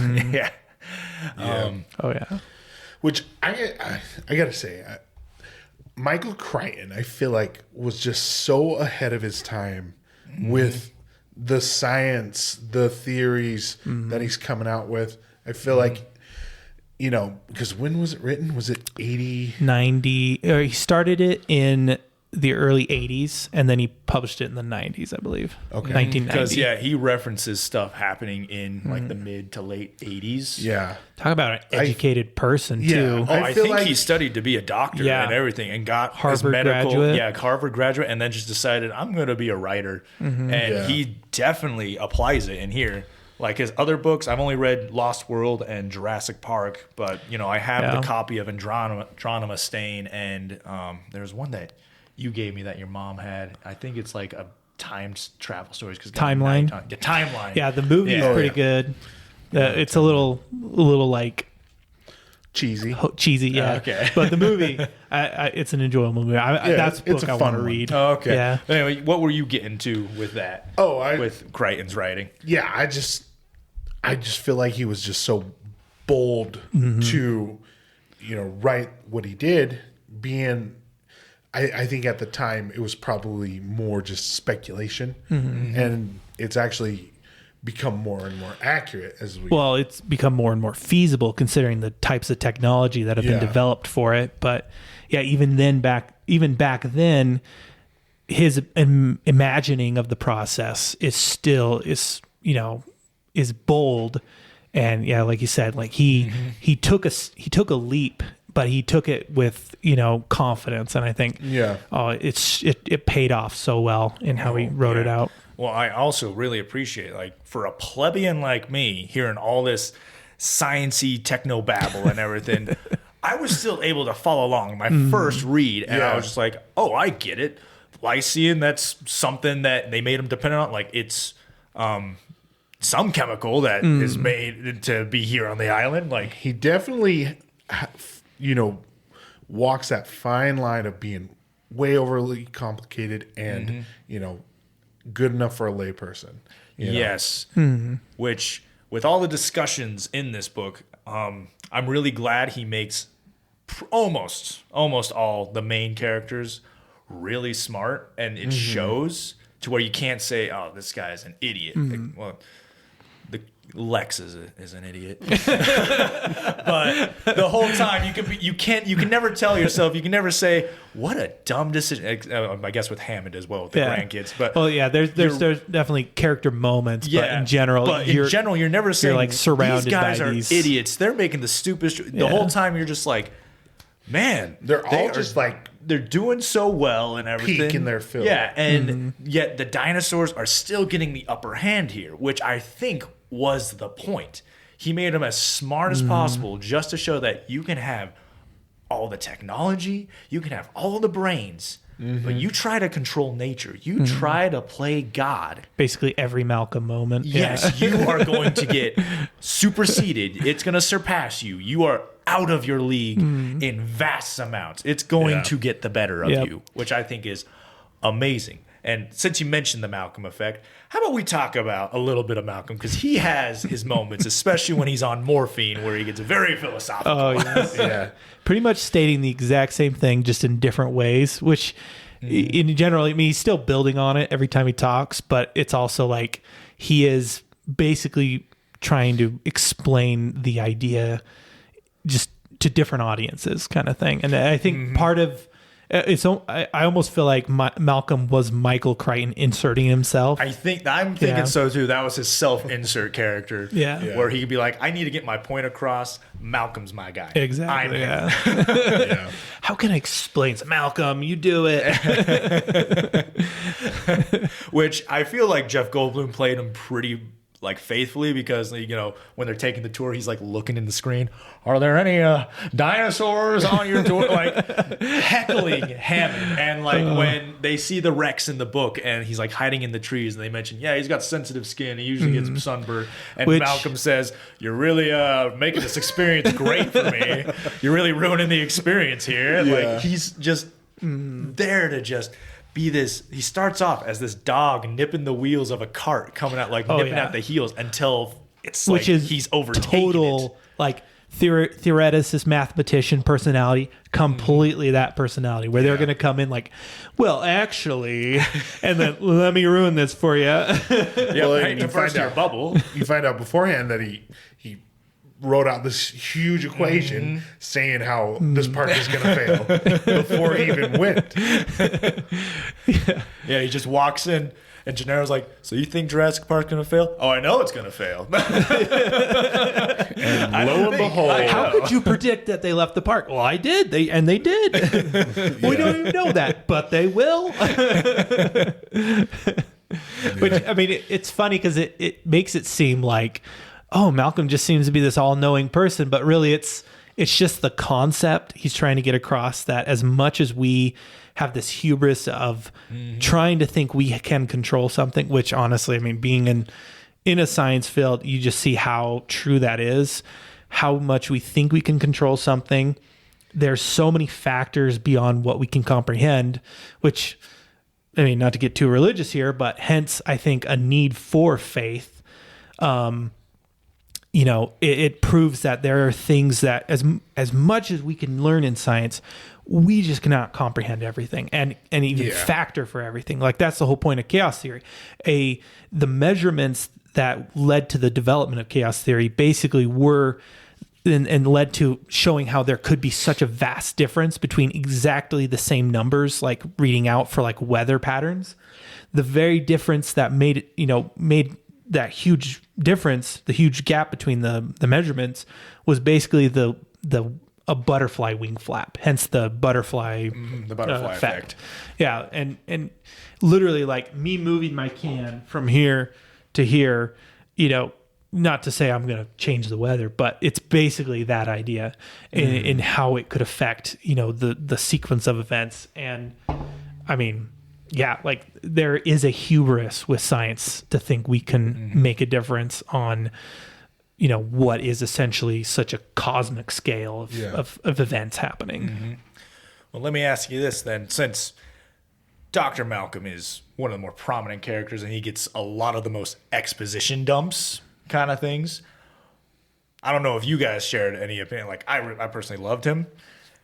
Did you have a favorite like line or excerpt or monologue of his? Perfect. I can count on you, Jeff. I don't know if you have one, Greg. One benefit of the ebook is just being able to copy paste. Yeah. Oh man, that's nice. Man, I had a couple. Let's see if I can pick one that will kind of be the best. It was hard because there's so many moments. There's so many. Where he's saying something that just like, you're like, hits me. He says scientists are actually preoccupied with accomplishment. So they are focused on whether they can do something. They never stop to ask if they should do something. They conveniently define such considerations as pointless. If they don't do it, someone else will. Which, truth in that. Discovery, they believe it is inevitable, so they just try to do it first. That's the game in science. Even pure scientific discovery is an aggressive, penetrative act. It takes big equipment and it literally changes the world afterward. Particle accelerators scar the land and leave radioactive byproducts. Astronauts leave trash on the moon. Which, again, there's like a whole thing about that. Like the fact that leaving something out in outer space actually can affect the way the Earth rotates. And they didn't even factor for that. There are always some proof that scientists were there making their discoveries. Discovery is always a rape of the natural world. Always. And just like... How does that hit you, Jeff? You're out in nature studying things. Then again, you're studying stuff that's in the past. Well, but you're affecting crazy the environment and the earth. That's one of the crazy things I've just been learning more and more about archaeology. Being in archaeology, it is a extremely destructive field. Like when we go and excavate, you think, oh, we're covering and we're exposing the site. We are destroying the site. That is something wild to think about. Like you go in and we are basically tearing it apart. We're tearing it apart in a way where we can basically recreate it because we're doing all the measurements and getting all the information we can. But even then, like, in the excavations I have been in, I mean, when you go in and you dig something, this is, again, as an archaeologist, I'll make a statement here. This is why it's so important you do not remove artifacts.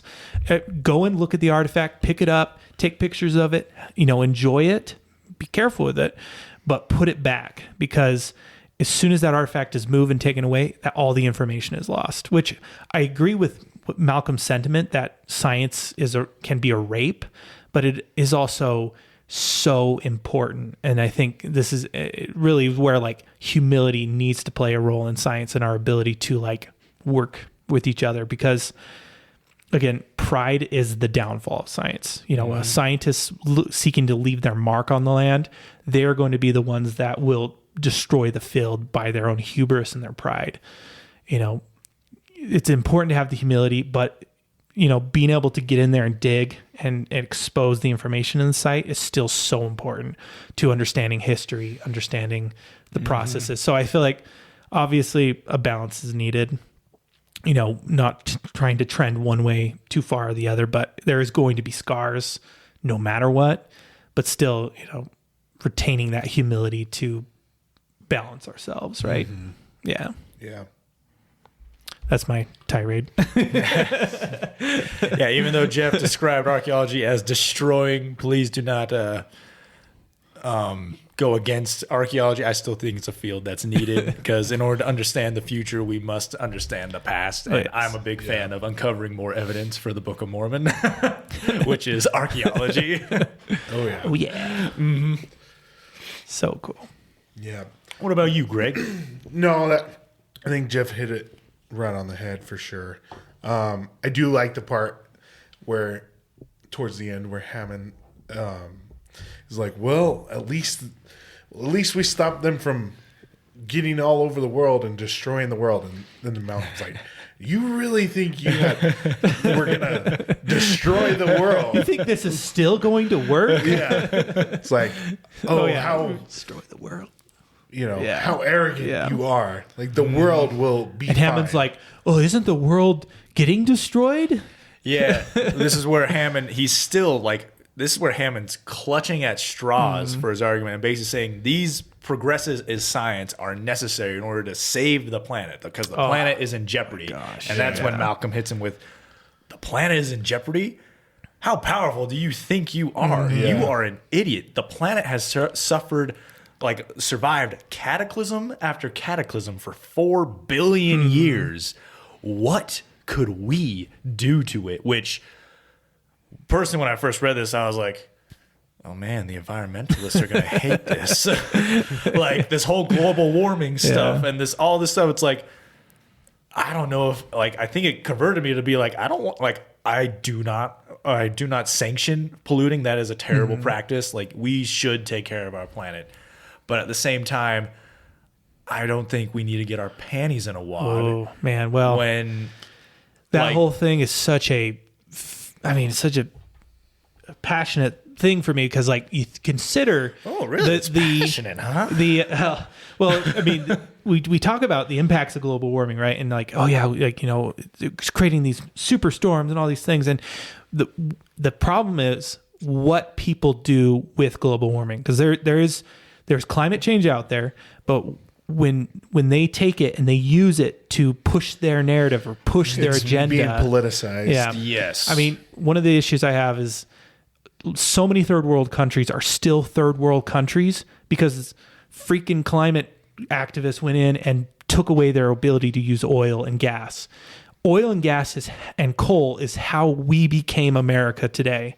I mean, being able to use those things is what allowed us to develop. And when they go in and they take it away and they say, oh, no, use solar power, use wind power, they're not going to progress in the way. And part of it, I think, is intentional to keep those countries in those positions. Stone Age. Yeah. But and again, interesting. not to say, like you said, don't pollute, don't litter. Yeah, like I still believe we need to take care of the planet. Like, I grew up reading Calvin and Hobbes, which there's plenty of messages in there of taking care of the planet, and which great comic, by the way, very high-minded.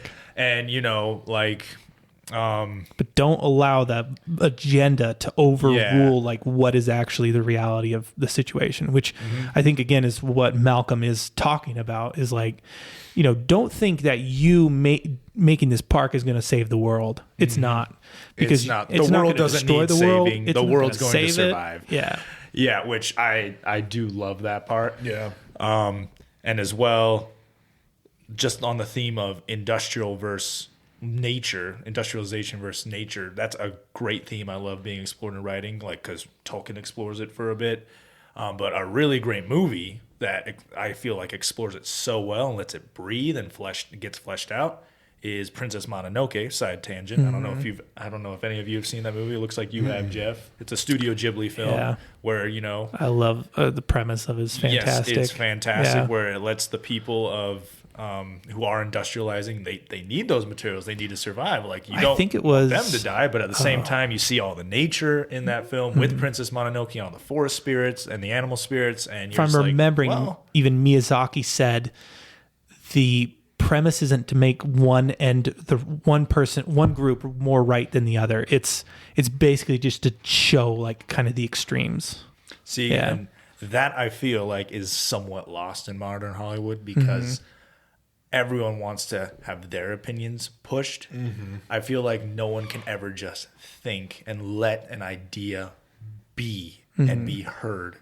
And that's what I really appreciate about this book, which in the end, I think Michael Chrichton is saying one side is better than the other, which I can't really argue with him based on, all the stuff, just studying history and how if we do, like other writers as well, I think it's Mary Shelley with Frankenstein, a man playing God, creating life, and look how that went. It's just so amazing when a writer, but still he let the other side speak, which that's what I mean when I say I love a good argument, where not the kind of arguments that politicians have or the kind of arguments you see on the internet. I love an argument where both sides are able to speak and they can just be either shut down or they can be retorted and built back up. They can stand. The truth is like a lion. It can defend itself. A lie is what needs to be defended the most. My favorite, probably one of my favorite Malcolm moments is when he's talking about thin intelligence and discipline, where he's saying the people who don't see the overall that was like outcome. One of his most insulting speeches. I love that. I love the term thin intelligence, where you are just thinking for a solution for like maybe the next year or two, and seeing as how we live in a place where there's so much road construction and so many houses getting built, and when the roads get expanded, it's never to be for a long term. It's always for the. It's as soon as they finish, they're like, "Crap, we need to expand it again." Yes, it's that thin intelligence that just drives me crazy. Hey, well, let's give them credit where credit is due with Mountain View Corridor. I do love that. I They did made drive on that road. ready to be a And they made it fast too. 6-lane freeway. That thing is huge. Oh, I am a fan of it. Like out where I live, they did finish it pretty quick, and the time it's saving me is its dividends. Yeah. But with also the discipline, he mentions how he says like in a physical practice, like with a karate master, he goes through years of training and he gets that discipline where yes, he can now kill people with his bare hands, example. but he never does, because while he learned about how important it is to only do it at the right time. With science, you don't get that discipline. You, Hammond, have stood on the shoulders of giants. You saw what they did, and you took the next step. And before you even knew what you had, this is like from movie and book. This is where it like seems to overlap and just be synonymous. Before you knew what you had, you patented, you sold it, and you let the world know. And now you're just gobbling it up. It's incredible how he says how much discipline is needed in all fields, whether it be physical practice, athleticism, scientific, and knowledge. It's just so incredible how he's just able to put that to the forefront of your mind. Like, this is kind of what tells me these are smart people, because they're able to explain things that even a layman can understand. And that's how Chrichton was a very smart man. Yeah. Oh yeah. For sure. Yeah. I think, to a degree, like I would say maybe 10, 15 years ago, I probably wouldn't have done as well with this book as I did now. I think, life experience can teach you something to help you understand these concepts. Yeah. But yeah, even then, I mean, well written. 10, 15 years ago, it'd still be like, oh, I love dinosaurs. This is so fun. It's still so full of action that you are still going to eat it up. The Malcolm moments, I would be like, oh, get it over with. I don't want the lecture. Well, do we want to talk about our favorite characters and Yeah. why is everybody's favorite character Muldoon? I actually really like Gennaro, but Oh, yeah? I mean, I would say it is so hard for me to pick a favorite, because again, this book, I tell you, I was loving it. Yeah. Oh man. But Muldoon. they did him disservice in the movie. Oh, no kidding. A huge disservice, man. They I mean, did him so iconic dirty. line, but done dirty. I mean, he's still pretty BA in the movie. Oh, but yeah. in the book, my gosh, he's so cool. He's awesome in the book. Oh, my gosh. Oh, my gosh. Tell us, why is he the best character, in your Well, opinion, Greg? I do feel like the narrator of the audiobook did his voice so good. Yeah. So I love that. But, my favorite part is when they find out that the power has been on auxiliary power the whole time and the fences have all been down. And he's like, the raptors are out Yeah. and they're going to kill us harming all. ourselves. And then he's just like, he takes over. He's just like, we're doing this. This is the Oh, plan. yeah. Well, you do this. even You do then- this. Yeah, and even Hammond's like, Before are you stuff going to starts injure my happening- animals? And he's like, that's not the concern. Yeah. The concern is, what are they going to do to us? Yeah. Before everything starts happening, he goes and gets a bazooka. Oh, and I love one thing that happens in the story that I just love is that he gets the bazooka and puts it in the Jeep, and then Nedry takes that Jeep Yeah, and see, it was just the perfect storm The of all these one bad things happening. weapon. Yep, the one that he was allowed to have that could actually do something. Such a Yeah. good, again, the writing, the building of that narrative from moment to moment, it's just like so Yeah, good. You never feel too much. Well, there's one or two moments where I felt like it was a little contrived, but for the most part, like I said, these are like acting like real people, which is what I Yeah. love. And it doesn't feel contrived. You're like, yeah, of course he's going to put it in the backseat of the Jeep so it's ready at a moment's time. Yeah. No one knew what Nedry was going to do. And Nedry, of course, sees the one Jeep he can take, and he takes it. And then we all know what happens to Nedry. And it's so frustrating how many times they see the headlights and they don't go looking for it. Yeah. Oh, it's so good. And then another favorite part that isn't really described, you just hear Muldoon talking on the radio, and it sounds like he's in a tunnel, and he's like, I'm stuck in a pipe. Like, these buggers are trying to get me. And he blasts off a raptor's their leg. legs. He bazookaed a raptor. Yeah, inside a pipe. Dude, why didn't we get that in the movie? Oh, man, it's so and cool. then Good. somehow he's able to get out of the pipe and and get with Wu, who's coming to pick him up. That he doesn't write about at all. It's just like happens. He's just like saved. He's with Sattler, and Sattler's outside the lodge fence, and he's like calling to the raptors, "Come get it!" It's like they don't understand English. Oh yeah, just fantastic character. Yeah. Oh, he was amazing. And like as he's built up, like he's introduced. Okay, he was out in Kenya. He was born in Kenya, and he has so much experience with African wildlife, and he knows how animals kill and everything. So the fact that right from the get-go, he's saying, the raptors, those need to be destroyed. You need to get rid of those things. Like, he's already seeing the writing on the wall when it comes to this. Yeah. So he's like just another sub-argument for against the park, and yet he's still there being like, I'm getting paid really well to be here. And it hasn't gone tits up yet. So, the scene where he's wedged in the pipe. He's like, I blast one of their legs off. I regret not waiting for their snouts to come in. He's like, they're leaving me alone for now, but he's like, maybe hopefully they don't come for my legs. And he's like, I would hate to have them take a piece of my hindquarters. Oh man, yeah, and I just love his confidence. And as soon as like stuff's going on, he's like going, like you said, taking charge. And when he goes after the T-Rex to go like trank it, oh my gosh, that scene is just fantastic. Yeah. And he's like, and I love how Gennaro's just hanging along. Like he's tagging like, along for the ride with Muldoon all the time. Talk about rising to the moment. He's a freaking lawyer, and he's like, this is where I'm like, Gennaro is totally different in the book because he is just rising to the occasion like 90% of the time. He's freaking taking over in so many things. Yeah. You want to live dangerously. So you want to live dangerously again. Muldoon hops in the Jeep after he tries to trank the T-Rex.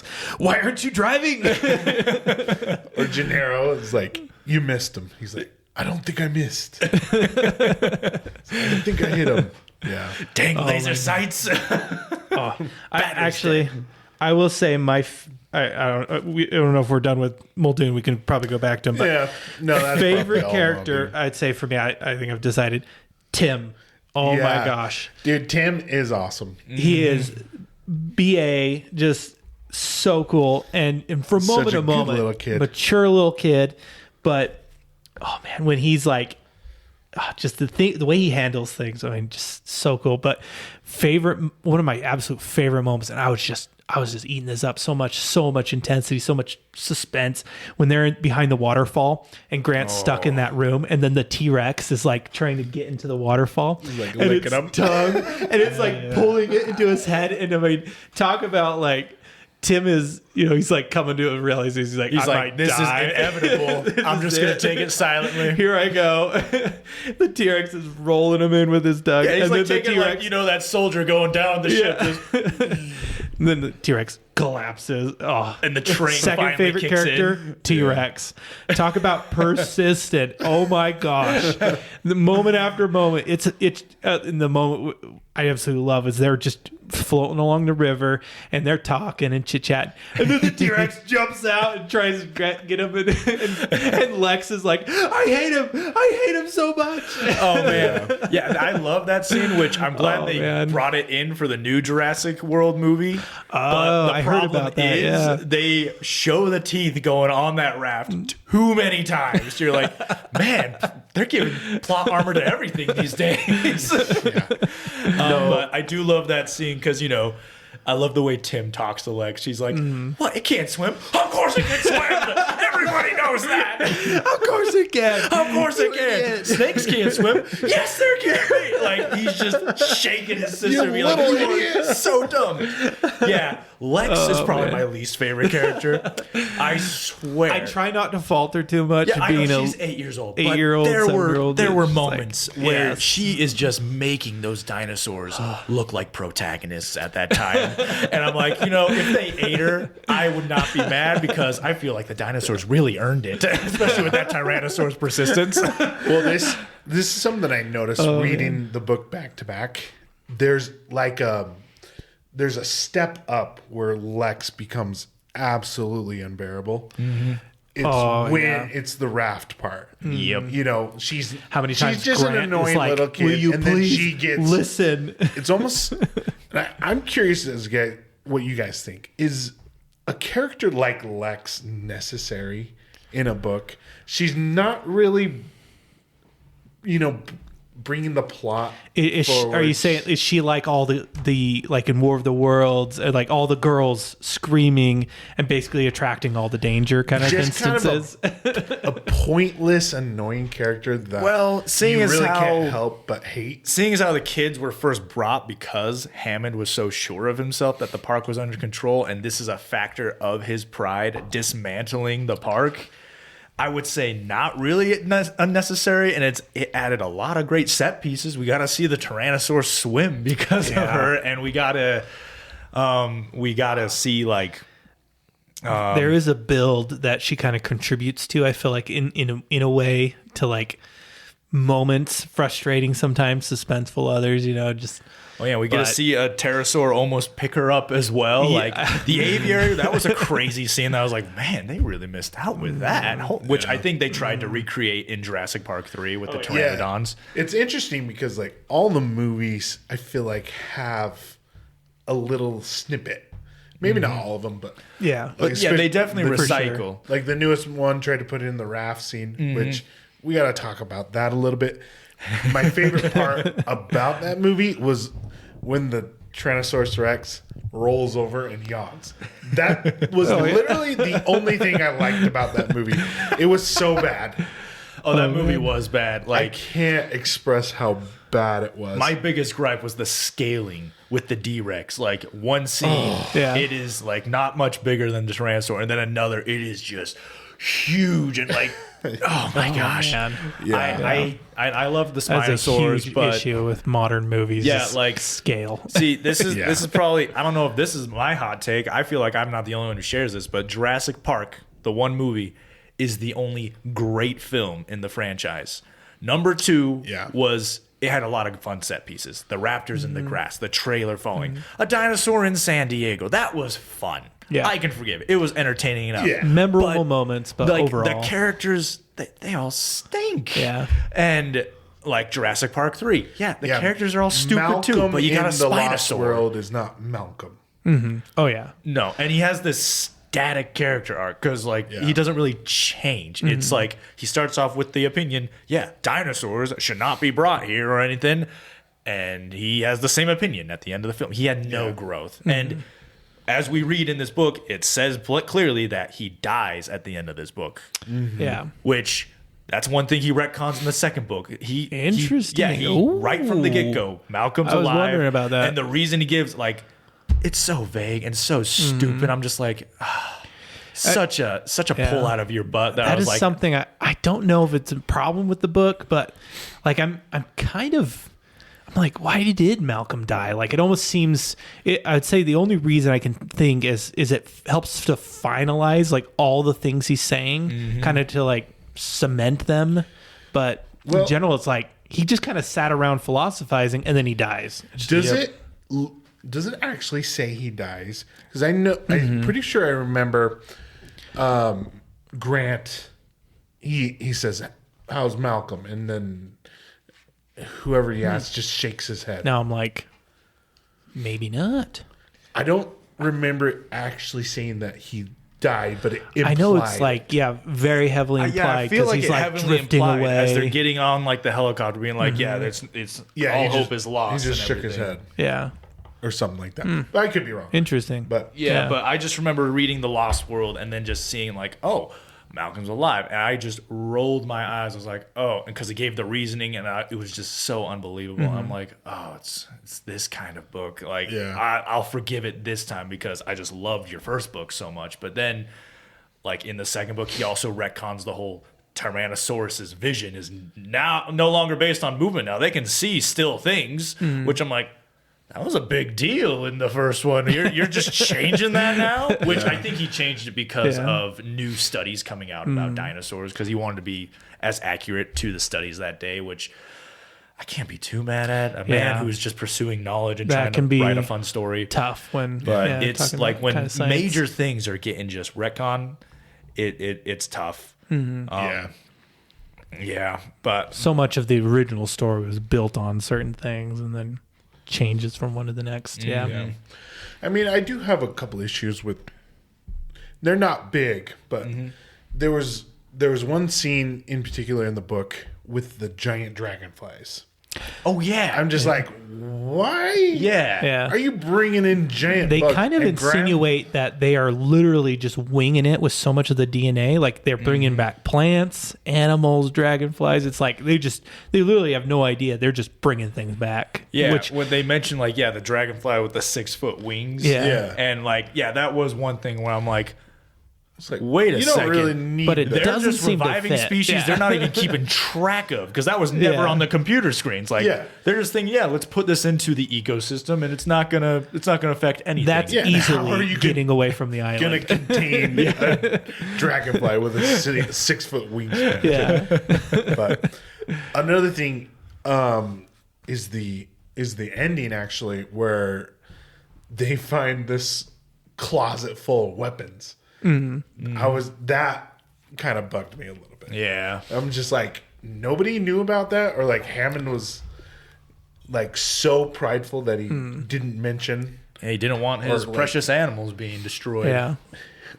Is Hammond the only one that knew about it? I'm like, no way. Arnold had to have known, or like somebody Muldoon else. would make it his business to Yeah. know. Yeah. But yeah, that it almost yeah. like didn't even really add anything, anyways, because they never really used the. No, they didn't. Like weapons. they went and found the raptor nest, so they kind of learned how they were getting Yeah. off the island. It's that kind was of kind of there just to explain to the reader. Yeah. They've been getting off the island because they built their nest near where the boats get off. But with how the book ends, where the Costa Rican government just carpet bombs. they carpet bombs the entire man. island. I was not expecting So, that. yeah, I wasn't was expecting it completely either. ready for them to leave, like in the movie, and Yeah. kind of leave it be. But it's just like, nope, they're coming in, Yeah, and they're they're destroying it. Clean slating this thing, Yeah. and it just I was like, oh well. What was the point of finding the raptor nest then? If it was taken care of right then and there.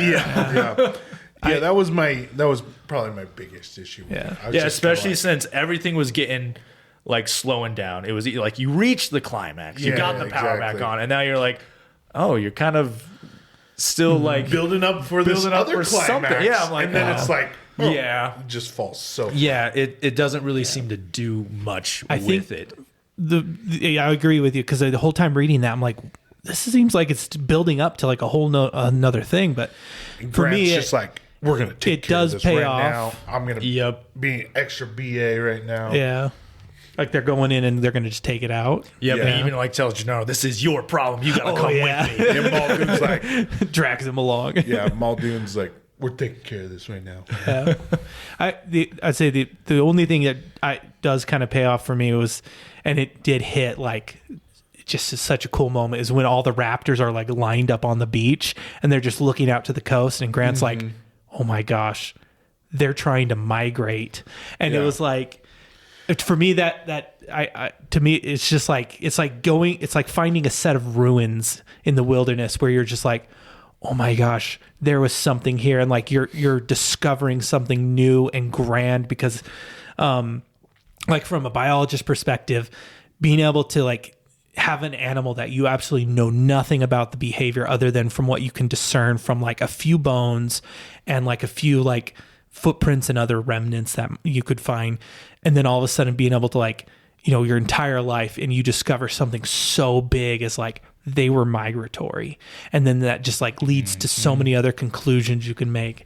It's just like that had just, I kind of get a sense of the feeling he could have in that moment. It was just so cool. So in a way, the like you said, it was a kind of almost an unnecessary build-up scene, but then it pays off to that moment.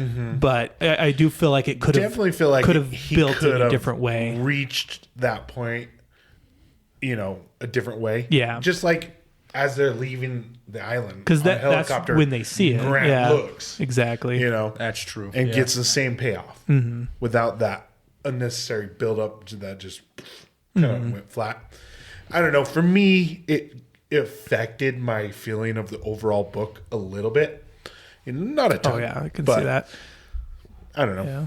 I don't know if you guys feel the same. It you had so much going on to kind of almost shift gears at that moment. Yeah, and that's where I feel like the movie ended better. It's just like, Ooh, yeah. you know, they're surrounded by the Velociraptors, and then All hope seems lost. Yeah. T-Rex comes in and saves them. Yep, And they get Deus out. Rex Machina, baby. Yeah. The best use of Deus Ex Machina, in my opinion. And then It's they so just- contrived. They leave, Yep, Yeah. they get out of and there. it's over. Yeah. and it's good. Yep, that is probably my most forgivable use of Deus Ex Machina because, you know, the Tyrannosaurus is so heavy, you can hear it coming. He's a sneaky lizard in that one. Yeah. Man. He just comes in, nabs a raptor. But, dude, John Williams' score, once again, just at it again. With the roar and Yeah, everything. you get the roar Yeah. and you get...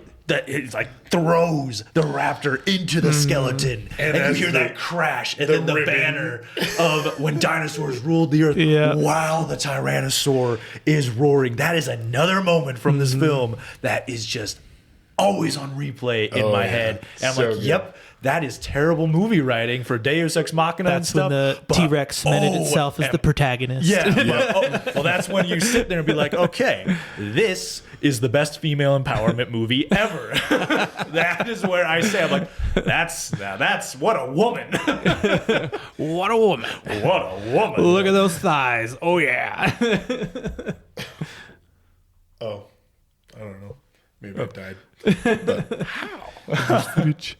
We shook the camera too much. We're stomping. I don't know. Oh, maybe it reached full capacity on Yeah. storage, but we can keep going with the audio a little bit. I do want to talk a little more about the T-Rex in the book because, not to discredit the T-Rex in the movie, because again, there's so many fantastic moments with it. But, oh man, I just feel like the book T-Rex was just, I tell you, I was feeling it in the book. The moment, and again, one of my beefs with the movie is they did not show enough dinosaurs. Granted, for the time, really visual effects, they probably could Yeah, it only took do them a so long much. time to do what they did, and Which the special did. effects Fantastic. were amazing. Like I'm still convinced Yeah. someone sold their soul for that because it's like the scene where the T-Rex puts his head down and she shines the light on side and like dilates. Like it still looks intimately Fantastic. real. Yeah. Yeah. Oh my gosh. So good. But in the book, they're just seeing so many dinosaurs. And then when the whole T-Rex scene, when they first encounter it and like the goat is put up in the cage and, oh man, I tell you, I was feeling it when the Grant's talking about not seeing it. And then he's like, oh, I got to look up. And then you just see the head of the T-Rex in the trees. And, again, this is why I absolutely love like some of the modern art depictions of like the T-Rex, because I'm like picturing this like visual, and especially like when you hear like the perceived roar or the what do you call the sounds that the T-Rex made, like the modern understanding. I'm kind of imagining all of that too. But he sees the silhouette or the head of the T-Rex in the trees like appearing, and then it takes the go, and then the whole like just everything the T-Rex did in the book. I'm just like, I was just absolutely loving so it. And amazing. walking outside in the desert as I'm reading this, I was like looking over my shoulder. I was not only that, but we freaking found, I'm pretty sure, a dinosaur footprint. And I'm listening to the T-Rex breakout. You lucky dog. Right as we find what we think is a dinosaur You footprint. lucky dog. I haven't confirmed it. I asked my paleontologist friend. He's thinking it could just be a hoax. But the weird thing is, I found another one further down in like the same line as it. So I'm like, there could be more, and there are dinosaur footprints out there. So I'm just like, I was feeling it. I tell you, But this book, you found it in dirt, yeah, not like a fossil. Like not a rock. not a rock, It's not like a mold. but there was so much sand and mud that has like washed through the area that I think it was there was probably rock underneath that the mud and sand had compressed into. Settled. Yeah, settled into. Because you could see like the outline, but it was like it was. You could see kind of where the mud had almost collapsed into it. So I'm predicting there's something underneath. Nah, let's get a fervor going. There's still dinosaurs alive today, people. You heard it here, folks. That's what had me freaking out. I was like looking over my shoulder. I'm like, is there a T-Rex coming after me? Oh man, It's a cryptid. We gotta find it. It felt so good. I mean, talk about being in like a haunted house and like just feeling the vibe. I was feeling it out there. Dang, you lucky dog. I'm pretty jealous right now. Dang. Yeah, you got to experience That's probably this one book reason I way better just than I've loved ever this have. book so much. Yeah. But yeah, I mean, the T-Rex parts are so fun, but then the Velociraptor, it's just pure chaos. Oh, it's erupts. chaos, and you are just so scared. And this is why I'm like, with that chart, I'm like, yeah, you expected 8 raptors, and you have 37. Yeah. You have 37 raptors just Makes a running big around on It's this like- island. At any moment, they could just take you. Like, Oh yeah, anywhere. And like when Grant goes into the maintenance place in the waterfall, like he gets attacked by a juvenile. Which, talk about scary. It was like Poor Arnold. dark, and oh my goodness, yeah, poor Arnold. I do like how he was played Shoe by in the door. Samuel L. Shoe Jackson. in the and door. That man definitely immortalized the line, "Hold on to your butts." Hold on to your butts. I just love how he talks with the cigarette, Chain which smoker he and is a all chain that. smoker in the book, which I think he's white in the book, but this is where I'm like, I don't care if you race swap him, you still have the same personality of like, everything needs to be online. I'm a man of like, I can get this done. However, this is in there, and he's chain smoking all the time. Like, he's a pragmatic man who's doing what he can to get things done. So I'm like, I don't care that you race swapped this guy. And I think Muldoon was black in the book because he talks about it as a silver mustache, and he was raised in Kenya, which I think had a predominantly black I don't know if you population. guys ever do this when you're reading, but like, I mean, obviously when you have a movie, certain like things will play into like how you visualize characters, but like if a character's written well enough, like, do you ever accidentally just start swapping races in your brain and you're just like, they could be black, white, I don't know. I have no idea. It's just like, you're just like, that to me shows like how good of a character is written when honestly it doesn't matter. I think, It I don't seriously know. doesn't. Like, obviously, Wu is Asian. Yeah. So, Yeah. I think the name That will can play a factor role for in sure. for- I was not for me, imagining Wu as black or Or Jewish. as just like, I wasn't imagining him as like some white kid. but yeah. No, the Velociraptor part was so fun, so intense. Oh, so crazy. Sattler jumping off the roof into the water.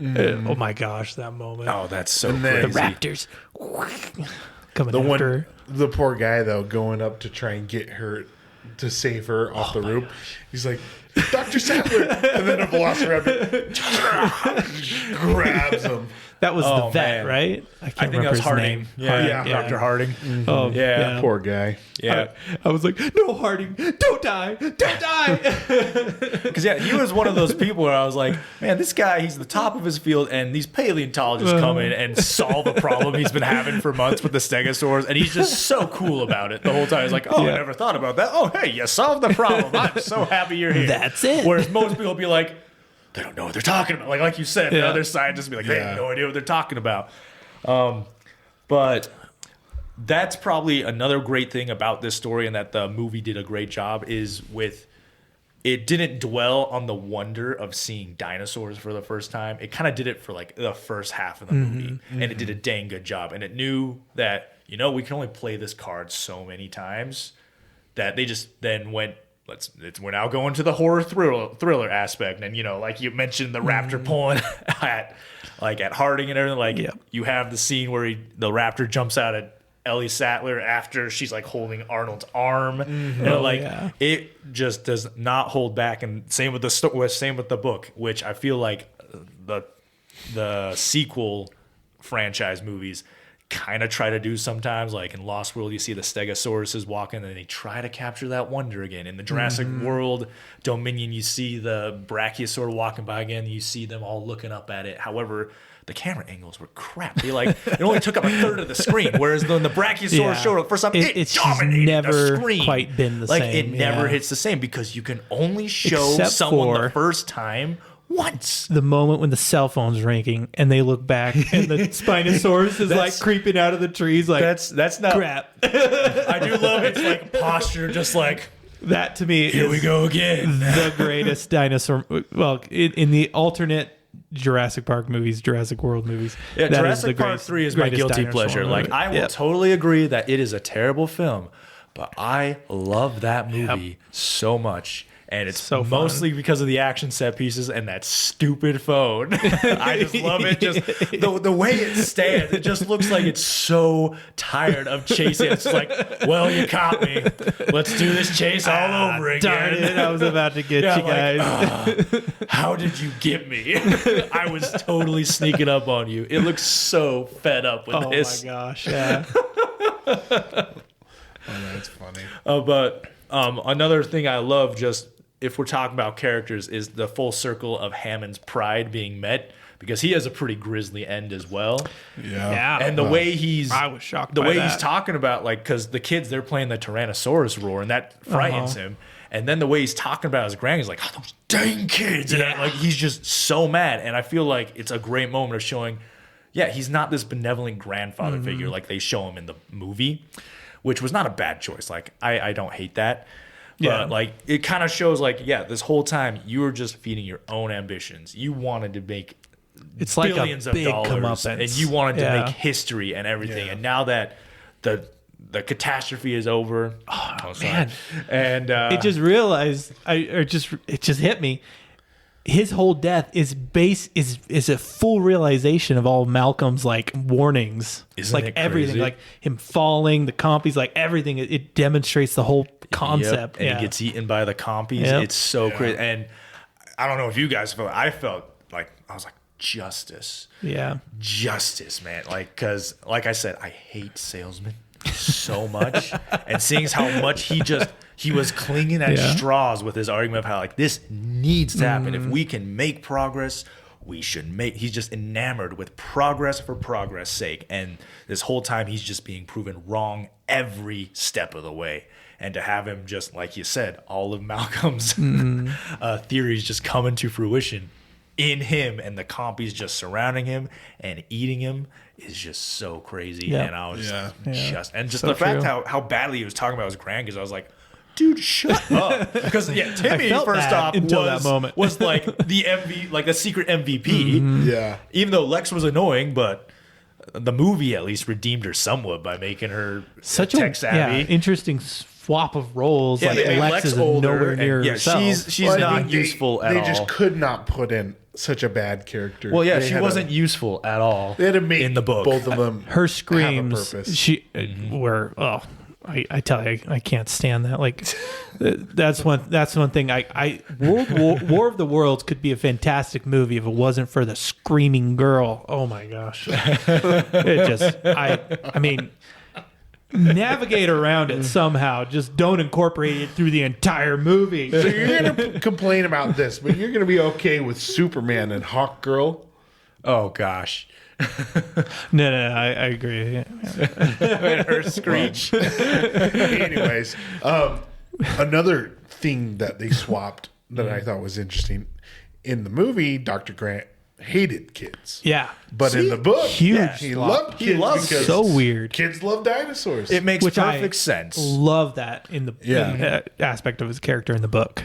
Yeah. Yeah, but see, I didn't mind that in the movie either. Like, I loved seeing such a obvious character arc and everything, because I could buy either one. Like, he's a man of science who's just dedicated to his field, where you're not seeing much kids, and some kids do mock I just love science. this random kid shows up at the dig and and it starts to takes diss on him.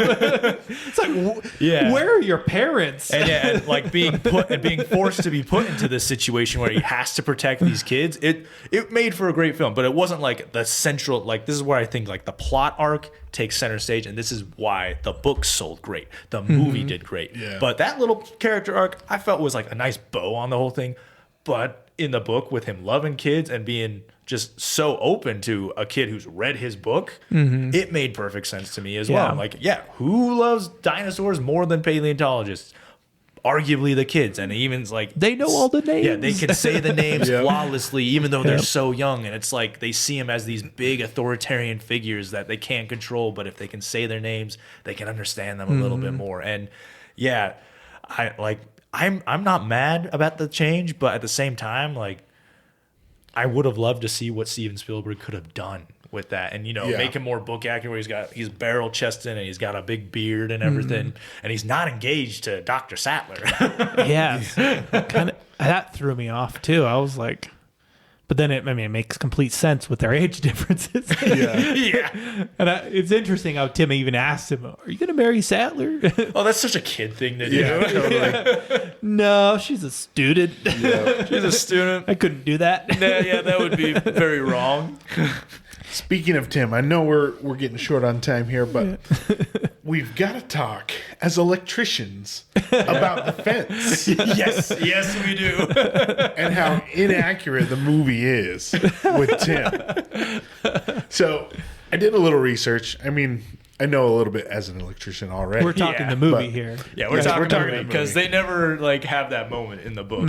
So the whole purpose of the fence is 10,000 volts and low amperage, and that's typically what police use with Means it gives taser. you a big smack, but it's not going to kill you. Yeah, the amperage is what is going to kill you. But Tim is up on this fence holding onto it.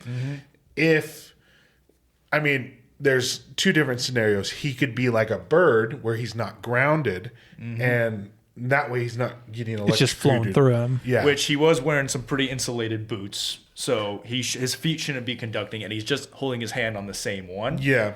And you're right, like a bird sitting on a telephone wire, it's not getting blown off.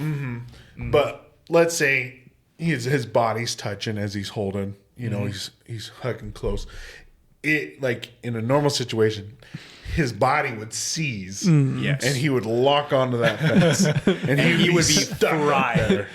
He would be, because you mentioned the amps is what kill you. Yeah, that's the most deadly part of electricity killing you. If if less than 1 amp can cross your heart, it will kill you. But voltage can kill you too, because it is literally burning your inside as it's going through. Like when you fry a pickle on a wire, it can still cook you. And 10,000 volts, it would seize him up and cook him from the inside out within seconds. Yep, and he would be stuck up there until they turn that power off. Now, do you think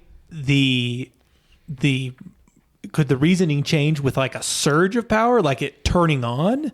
Or being that it's flowing, that it would cause that, or turning on, would that change anything like it did? Probably not, because a high amperage that would blow you off, but low voltage. Okay. So a fence being electrified like that, you would get a spike in amperage, but not So that just much. movie logic there. Yeah. Of him flying through the air. Another pet peeve with that scene is when they approach the fence, Dr. Grant, to test it, he throws a piece of wood at it.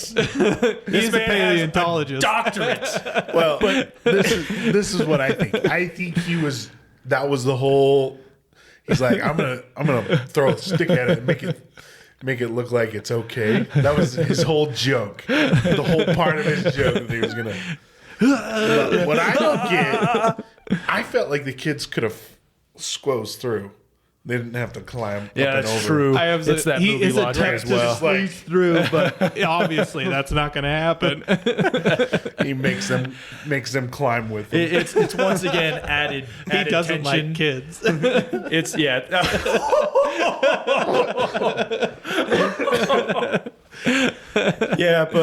being an electrician has affected my enjoyment of movies somewhat. That's one part. Another big thing is, I don't know if you guys ever seen Deep Blue Sea. Uh-huh. Do you remember the finale when they kill the last shark and they harpoon it and they have the wire, and LL Cool J, he has like the end and he puts it on a car battery. Oh, okay. And then you just see it and then you just see the shark explode like it just got hit with TNT. I'm like, no, that would have just and it'd be floating out there. Not quite. Yeah, like it's not that climactic. Electricity just is a silent killer. Oh yeah. It doesn't explode. Yeah, electricity's like God. It's usually felt before it's Well, seen. it doesn't explode unless it arcs.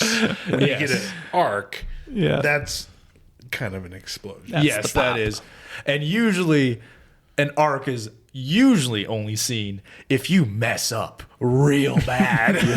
Like, the linemen, they make arcs sometimes, and those are cool videos you can look up. But like, I love how all our electrical textbooks, they like show lightning bolts coming out of the sky, make you feel like, oh yeah, I'm gonna be an electrician. I'm gonna be Thor. I'm gonna be like Thor or Zeus. And the whole time you're just learning Say to be like, yeah, if you see that in real life, you screwed up, man.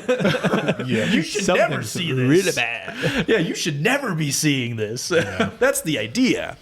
But we are getting low on time. I say we should wrap this up a bit. I do want to, real quick, gotta get this out. Mm-hmm. I'd say my number one problem I had with the movie, and granted, again, it is a fantastic movie, but comparing to the book, which again, not always the best thing to do, but the things in the movie just did not matter the same way they did in the book. Like, from moment to moment, the events in the book were actually making a difference to like trying to accomplish something. Like Grant and the kids trying to get back so they can warn about the boat. Right, them discovering like the Velociraptors were breeding. I'm trying to think of what else. Tim getting the computer online to start up the fence to like save them from the raptors coming in. Moments like that, like in the movie when they're in the computer room trying to get the computer on to lock the door. That's a huge scene. Doesn't make any difference. The raptors break in through a window. It's like, and then the fence is online. It doesn't matter that the fences are online. All the animals are out already. It's like the fences are broken down. Too late. In the book, they get the fences online so they can trank the dinosaurs, fix the fences, and get them back in. It's like things make a difference. In the movie, I mean, obviously, like the pacing of the movie's got to be different. It's got to push and push and push, which from moment to moment, it's doing that, which, again, I try not to analyze it too much. But again, power to the book in being able to, for me, push me moment to moment with suspense and feel like every single thing that was happening was mattering and important to like building that plot. It doesn't waste your time. It purposefully progresses and just amps it up to 11. Oh yeah. Mm-hmm. Well, yeah. I mean, it in the book, the goal changes throughout the whole thing. Like yeah, exactly. When the power goes down initially, their goal is to fix the fences. They're just going to get it going again. Everything back corralled. Yeah. Mm-hmm. And then once the Velociraptors are out, they're like, oh crap, we need to. Well, yeah, and auxiliary power was discovered to be on like another thing that's just so easy to overlook that's so human. Makes especially difference between computer scientists and engineer. It's like shows the difference like between the roles. Yeah. Nedry would have noticed it. Arnold, nope, completely missed it. Yeah. Oh yeah, he completely missed that. And you'll find little corners of the internet that defend Nedry. They're like, he handled millions of lines. This guy's a miracle worker. Like, screw Hammond for treating him the way it was. Which so you can't blame him for his choices. Yeah, but I feel like the movie, their goal is just different from the get go. They're just trying to survive. Exactly. Mm-hmm. The park is ruined in the movie. Like as soon as like the T-Rex breaks out, and Nedry causes the whole shutdown. In the book, you're right. It's a completely different. Like they're trying to get things going again, trying to keep the park running. Yeah. Totally different. Mm-hmm. Sweet. Anything else, guys? Well, I'm sure we could still stay here for another hour or two. No kidding. There's really so much to do. Those of you who are listening or who are watching, Please leave in the comments anything we may have missed, because we would love to talk more about it with you in the comments section. Yeah, expound upon what we talked about. We don't have to have the conversation end here. Like, books are meant to be discussed and enjoyed for years or lifetimes, which is this is one of these books that will entertain you for a lifetime, in my opinion. Yeah, it's so fun to get feedback because, like, last time we were talking about Turkish Delight, and we were kind of ragging on it a little.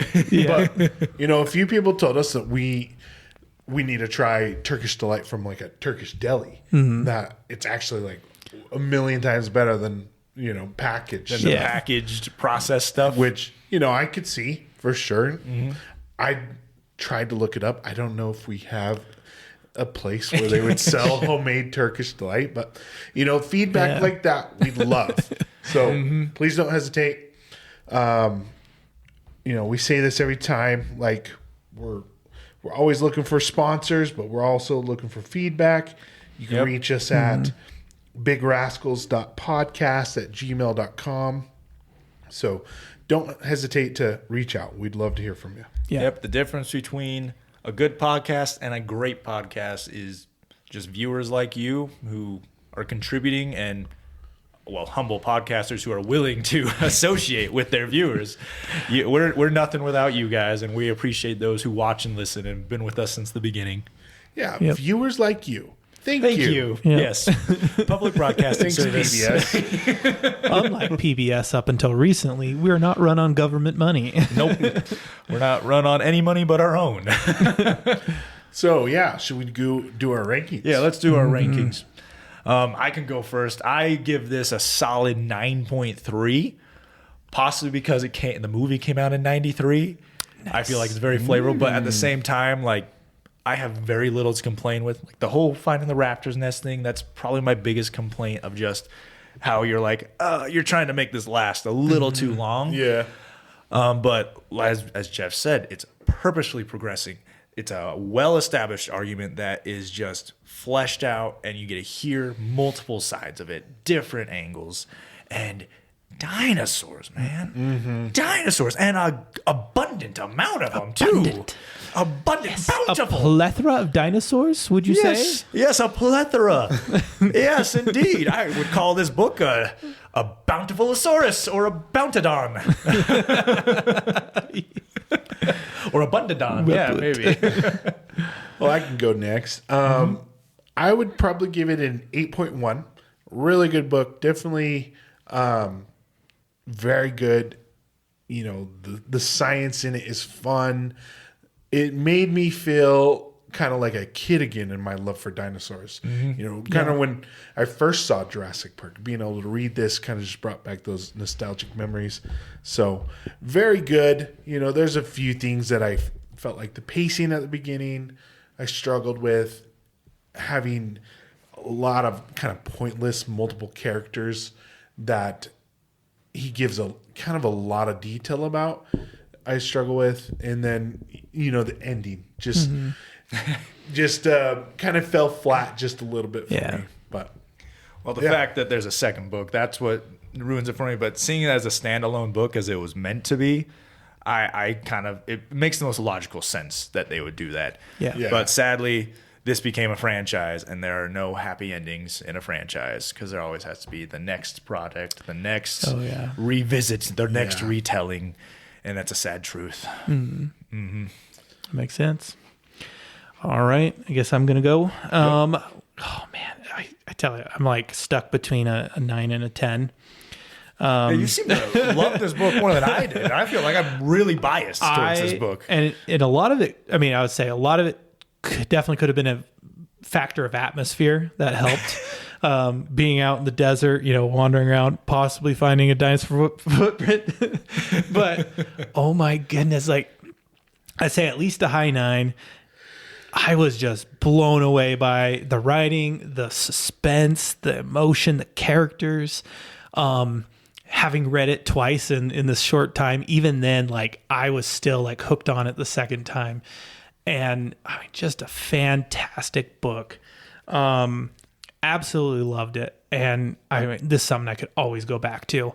And And especially like, given a chance to be in another survey, if I've ever in like a high mountain area with like a bunch of trees, I'm like, oh yeah, I'm listening to this book. I'm going to be like looking for T-Rexes up in the trees or those, what were the ones that hanging out in the trees? I can't remember the name. Ornithids, ornithinodons? Yeah, something like that. Or the... Ornithinalia. That's what Ornithinalia. Yes, exactly. Or the Hypsodons. And exactly what Greg said when you read this, it opened up kind of some childhood nostalgia. I started looking in my library. I was like, why do I not have any dinosaur books? I was so, besides like some electronic ones I have, like the C.M. Kozeman ones, but I'm like, how do I not have any dinosaur books? Yeah. Oh my gosh. I'm in the process of getting literally every single child dinosaur book that I had as a kid for my daughters. Luckily, I still had mine. Like, I was cracking open my encyclopedia of dinosaurs for the top 5 or the game we played at the beginning, but I still have, like, the kids' book of, like, 100 things you probably didn't know about dinosaurs or dinosaurs, A to Z, like, all these dinosaur books. Because that was, like, my first intention with having a boy. I was like, you're going to love dinosaurs, my boy. You are just going to love them. Whether you like it or you not. have been born in such a great timeline for dinosaurs. Yep. Oh, yeah. Just fantastic. Sweet. Great pick, Derek. Thank you. Thank you. Speaking of picks, who is it? Your turn, Greg, to pick next? So, I'm picking the book. Ooh. Jeff, you're going to do the hot take, and Derek, you'll pick the top 5 topic. All right. So, I thought about this, and, my favorite author is Orson Scott Card. So I'm like, why don't I'm thinking of like Ender's Game. And I'm like, we just did an Orson Scott Card. And I'm like, oh, you know what? They're coming out with a new Hunger Games movie. Maybe we could do Hunger Games. I'm like, nah, that's been overdone. So I'm like, hey, let's combine them. Ender's Game with Hunger Games and do Red Rising. Ooh. So that's literally what it says on the cover. That was not scripted with that ooh, by the way. We just did that. That was real cute. Yep. So that's going to be exciting. This is a fun book. For sure. This is a newer really book too. Fun. Yeah, fairly new. And a book I would say that has like bounded in popularity. Like I tell you, the more as time's progressed, I have seen so much more of it on social media. Like it's been building like crazy. Like no doubt in my mind has been showing me a bunch of it. It's going to be either a show or a movie in the next 5 years. Oh, that's a great prediction. I think maybe even sooner. Yeah. With how starved Hollywood is for new ideas, they gotta jump on this. Yeah. Yep. So Red Rising by Pierce Brown. So read along with us. I think it's going to be really fun. Oh, yeah. Yeah. Cool. Anything else, guys? No, just thank you for joining us, guys. I'd love to hear I'd love to see and hear what you say in the comments. Thank you. We'll see you next month. And this has been Big Rascals. Keep reading, keep writing, and stay rascally, my friends. Catch you guys later. Bye, guys.